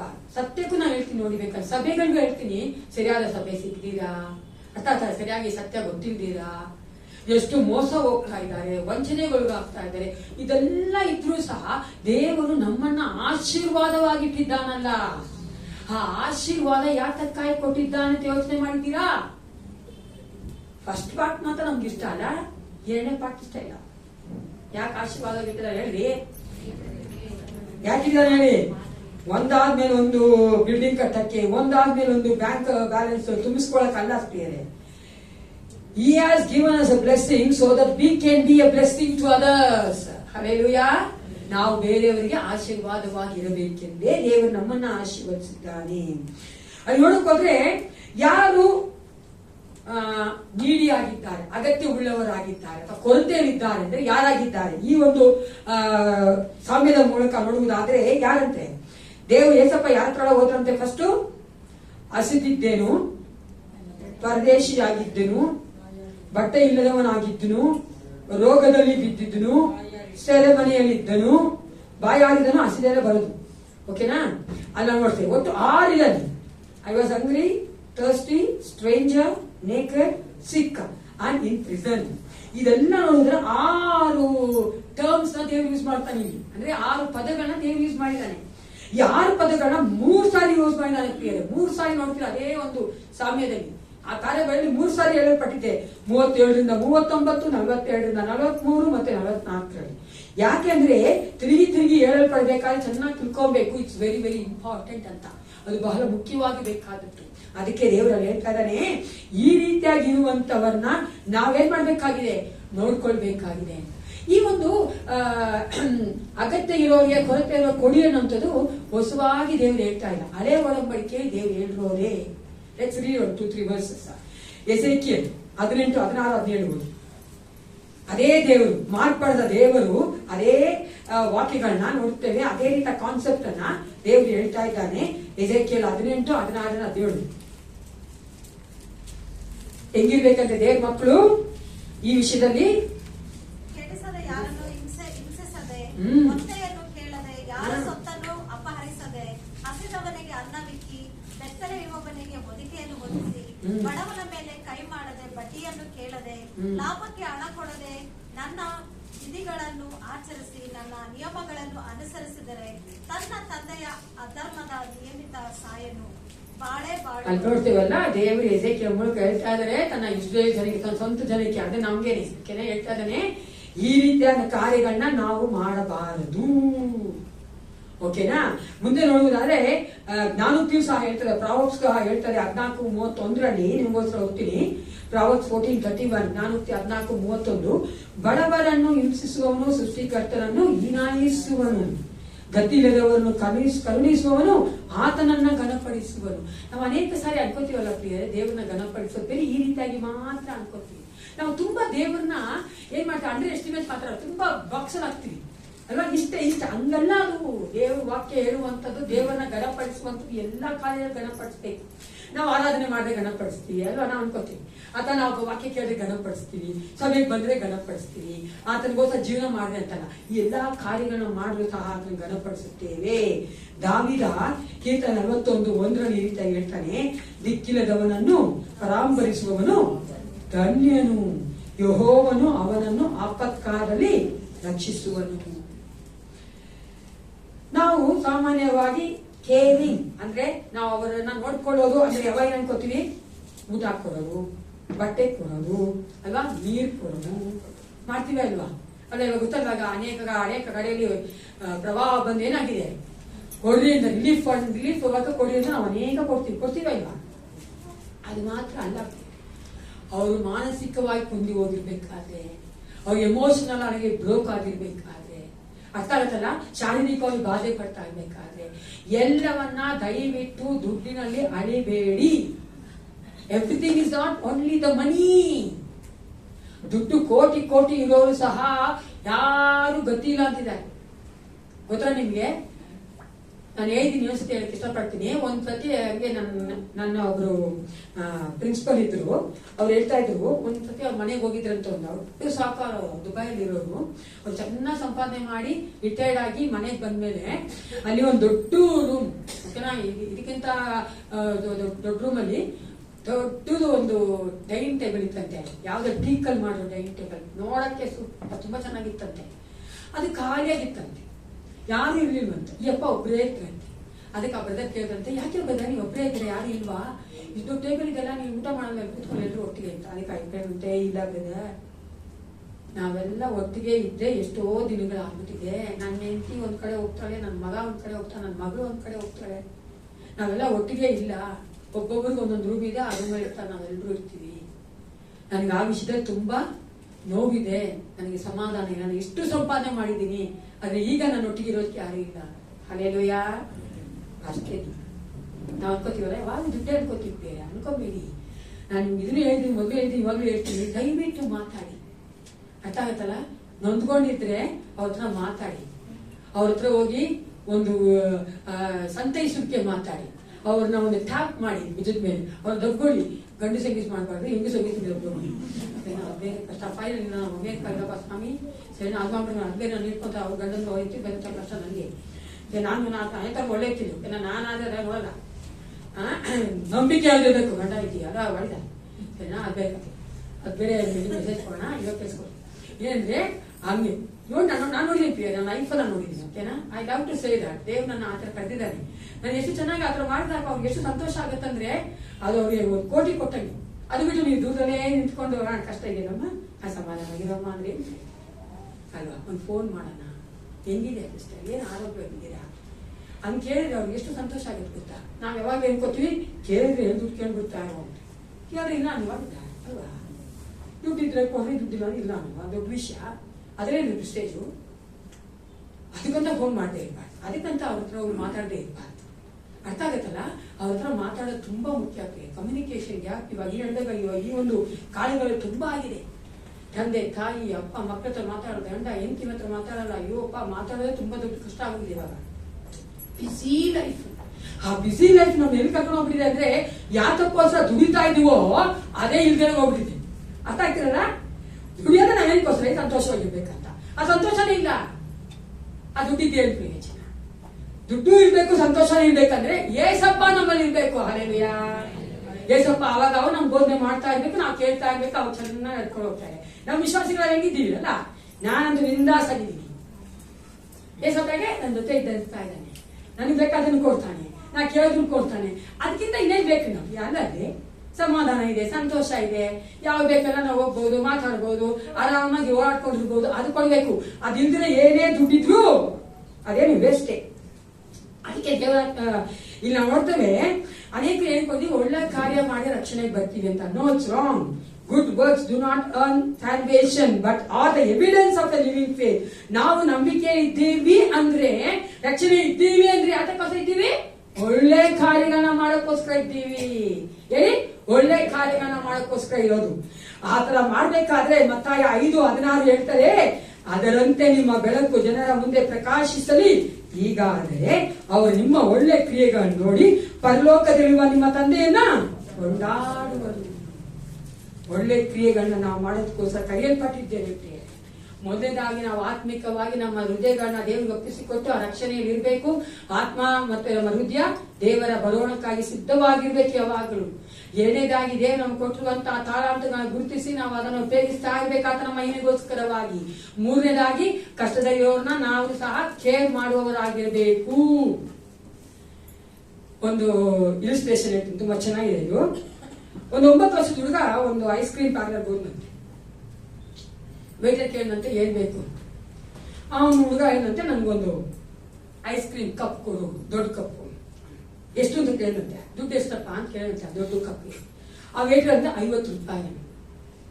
ಇವನು ಪಾಕೆಟ್ ದುಡ್ಡು ನೋಡ್ಕೊಂಡು ತಿರುಗಿ ಕೇಳಿದಂತೆ ಆ ವೇಟರ್ಗೆ, ಚಿಕ್ಕ ಕಪ್ಪು ಅನ್ನಂತೆ. ಅವ್ನು ವೇಟರ್ಗೆ ಹೋಗಂತು, ಈಗ ಇಸ್ಕೊಂಡ ಸುಮ್ಮನೆ ಇರ್ತಾನೆ ಅಂದ್ಬಿಟ್ಟು ಅವನು 40 ರೂಪಾಯಿ ಅನ್ನಂತೆ, 40 rupees ಅನ್ನ. ಆ ಹುಡುಗ ಚಿಕ್ಕದು ಕಪ್ಪೆ ಕೊಡು ಐಸ್ ಕ್ರೀಮ್ ಇದು ತಿನ್ಬಿಟ್ಟು ಆಮೇಲೆ ಎಂಟಿ ಪ್ಲೇಟ್ ಅಲ್ಲಿ 10 ರೂಪಾಯಿ ಇಟ್ಬಿಟ್ಟು ಹೋಗ್ದಂತೆ. ಇವನ್ಗೆ ವೇಟರ್ಗೆ ಎಷ್ಟು ಸಂತೋಷ ಆಯ್ತಂದ್ರೆ, ಅವ್ನು 50 ರೂಪಾಯಿ ಇತ್ತು ತಿನ್ಬೋದಾಯ್ತಾನೆ ಐಸ್ ಕ್ರೀಮ್ ಕಪ್ ಇಸ್ಕೊಂಡು. ಆದ್ರೆ ಅವ್ನು 40 ರೂಪಾಯಿ ತಿಂದು 10 ರೂಪಾಯಿ ವೇಟರ್ಗೋಸ್ಕರ ಕೊಟ್ಟ. ಹಲ್ಲೆಲೂಯಾ. ಅದನ್ನೇ ಕರುಣೆ ಉಳ್ಳಂತ ಹೃದಯ ನಮ್ದಾಗಿರ್ಬೇಕು. ಅದಕ್ಕಂತ ಜ್ಞಾನ ಇಲ್ಲದೆ ನಡ್ಕೊಬಾರ್ದು. ಇದನ್ನ ಹೇಳಕ್ ಯಾವಾಗ ಇಷ್ಟಪಡ್ತೀನಿ ವಿಶ್ವಾಸಿಗಳಿಗೆ. ಎಂಥ ಮುಟ್ಟಾದ್ರಂದ್ರೆ ವಿಶ್ವಾಸಿಗಳು ಯಾರೋ ಕೇಳಿದ್ರು, ಏಸಪ್ಪ ಹೇಳಿದಾನೆ ನಾ ಕರುಣೆ ತೋರ್ಸ್ಬೇಕಂತ ಸಾಲ ಈಸ್ಕೊಂಡು ಕರುಣೆ ತೋರ್ಸ್ಬಿಟ್ಟಿದ್ದಾರೆ. ಸಾಲ ಈಸ್ಕೊಂಡವನು ಇವ್ರು ಕರುಣೆ ತೋರ್ಸಲ್ಲ. ಏಸಪ್ಪ ಹಂಗೆ ಅರ್ಥ ಆಗತ್ತಲ್ಲ.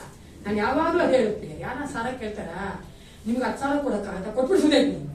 ನೀವು 1 ಲಕ್ಷ ಕೊಟ್ಟು ಕೊಡು ಕೊಡು ಕೊಡು ಅಂತ ಕೇಳಿ ಅವ್ನು ಸಭೆಗೂ ಬರ್ತೀರಾ, ದೇವ್ರನ್ನ ಬಿಟ್ಟು ಹೊರಬಿಡ್ತಾನೆ. ಆತರ ಮಾಡ್ಬೇಡಿ ದಯವಿಟ್ಟು. ನಾವೇ ಅವ್ರು ಬ್ಲಾಕ್ ಆಗ್ತೀವಿ ಗೊತ್ತಲ್ಲ ನಿಮ್ಗೆ.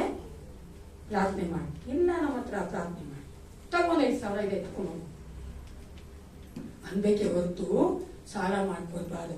ಬಡ್ಡಿ ಕೊಡ್ಬಾರ್ದು. ದೇವ್ರ ಮಕ್ಕಳು ಚೆನ್ನಾಗಿ ಕೇಳಿಸ್ಕೊಳ್ಳಿ. ಕೆಲವೊಂದು ಕಾರ್ಯಗಳನ್ನ ನಾವು ನಮ್ಮ ಪ್ರತಿದಿನದ ಜೀವಿತದಲ್ಲಿ ಮಾಡ್ತಾ ಇರೋದನ್ನ ಕಷ್ಟಪಡ್ತಾ ಇದ್ದೀವಿ. ನನಗೆ ಗೊತ್ತಿರಂಗೆ ಪ್ರಿಯರೇ, believers should not struggle and should not suffer for this worldly things. Only for the God's kingdom you have to suffer. Hallelujah. ದೇವರ ರಾಜ್ಯಕ್ಕೋಸ್ಕರ ಸೇವೆ ಮಾಡಕ್ಕೋಸ್ಕರ ಕಷ್ಟಪಟ್ರೆ ಸಂತೋಷ ದೇವರ ರಾಜ್ಯದಲ್ಲಿ. ಈ ಲೋಕದಲ್ಲಿ ನಾನೇ ತಪ್ಪು ಮಾಡಿ ನಾನೇ ಕಷ್ಟಪಡ್ತಾ ಇದ್ದು ನಾನು ವಿಶ್ವಾಸ ಆಗಿ ಕಷ್ಟಪಡ್ತೀನಿ ಅಂತ ಆದ್ಮೇಲೆ ಹಲೋ ಬಡ ಬುದ್ಧಿವಂತರು ಏನಕ್ಕೆ ಬಡ್ಬೇಕು ಕಷ್ಟ? ನೀನ್ ಮಾಡ್ಕೊಂಡು ನಾನ್ ಮಾಡ್ಕೊಂಡು ಆಸೆ ಪಟ್ಕೊಂಡು ಬಡ್ಡಿ ಕೊಟ್ಕೊಂಡು ದುಡ್ಡೆಲ್ಲ ತಕೊಂಡು ಯಾಕೆ ಬೇಕಲ್ಲ ಜೀವನ? ಚಾಪೆ ಇದ್ದಷ್ಟು ಜಾರಿಗಳು.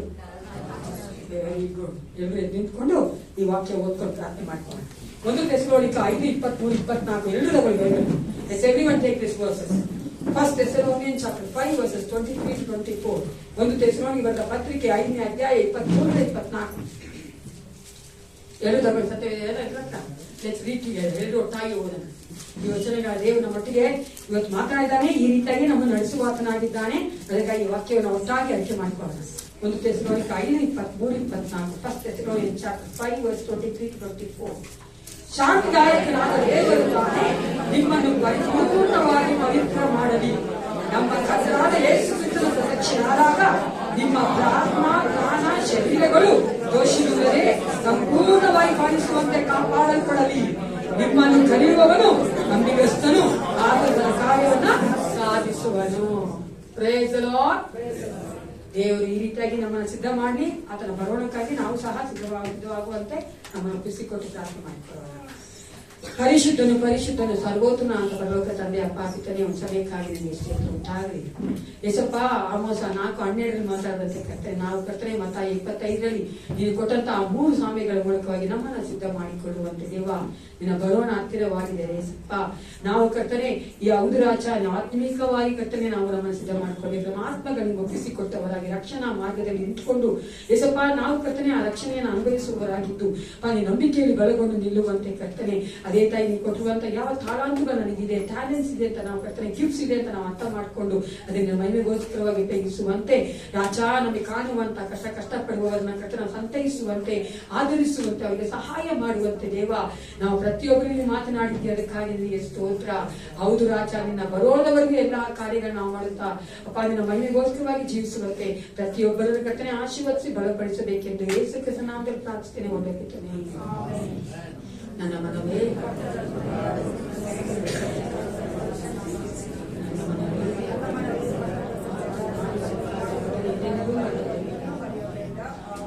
ನಮ್ಮ ಕರ್ತಾನ ಯೇಸು ಕ್ರಿಸ್ತನ ಕೃಪೆಯು ತಾಯಿ ದೇವರ ಪ್ರೀತಿಯು ಪರಿಶುದ್ಧಾತ್ಮ ಅನ್ಯೋನ್ಯತೆಯು ಸಹವಾಸವು ಸಹಾಯವು ಸದಾಕಾಲ ಮೇಲ್ಟಿಗಿರಲಿ. Let Jesus help you to prepare yourself for his second coming.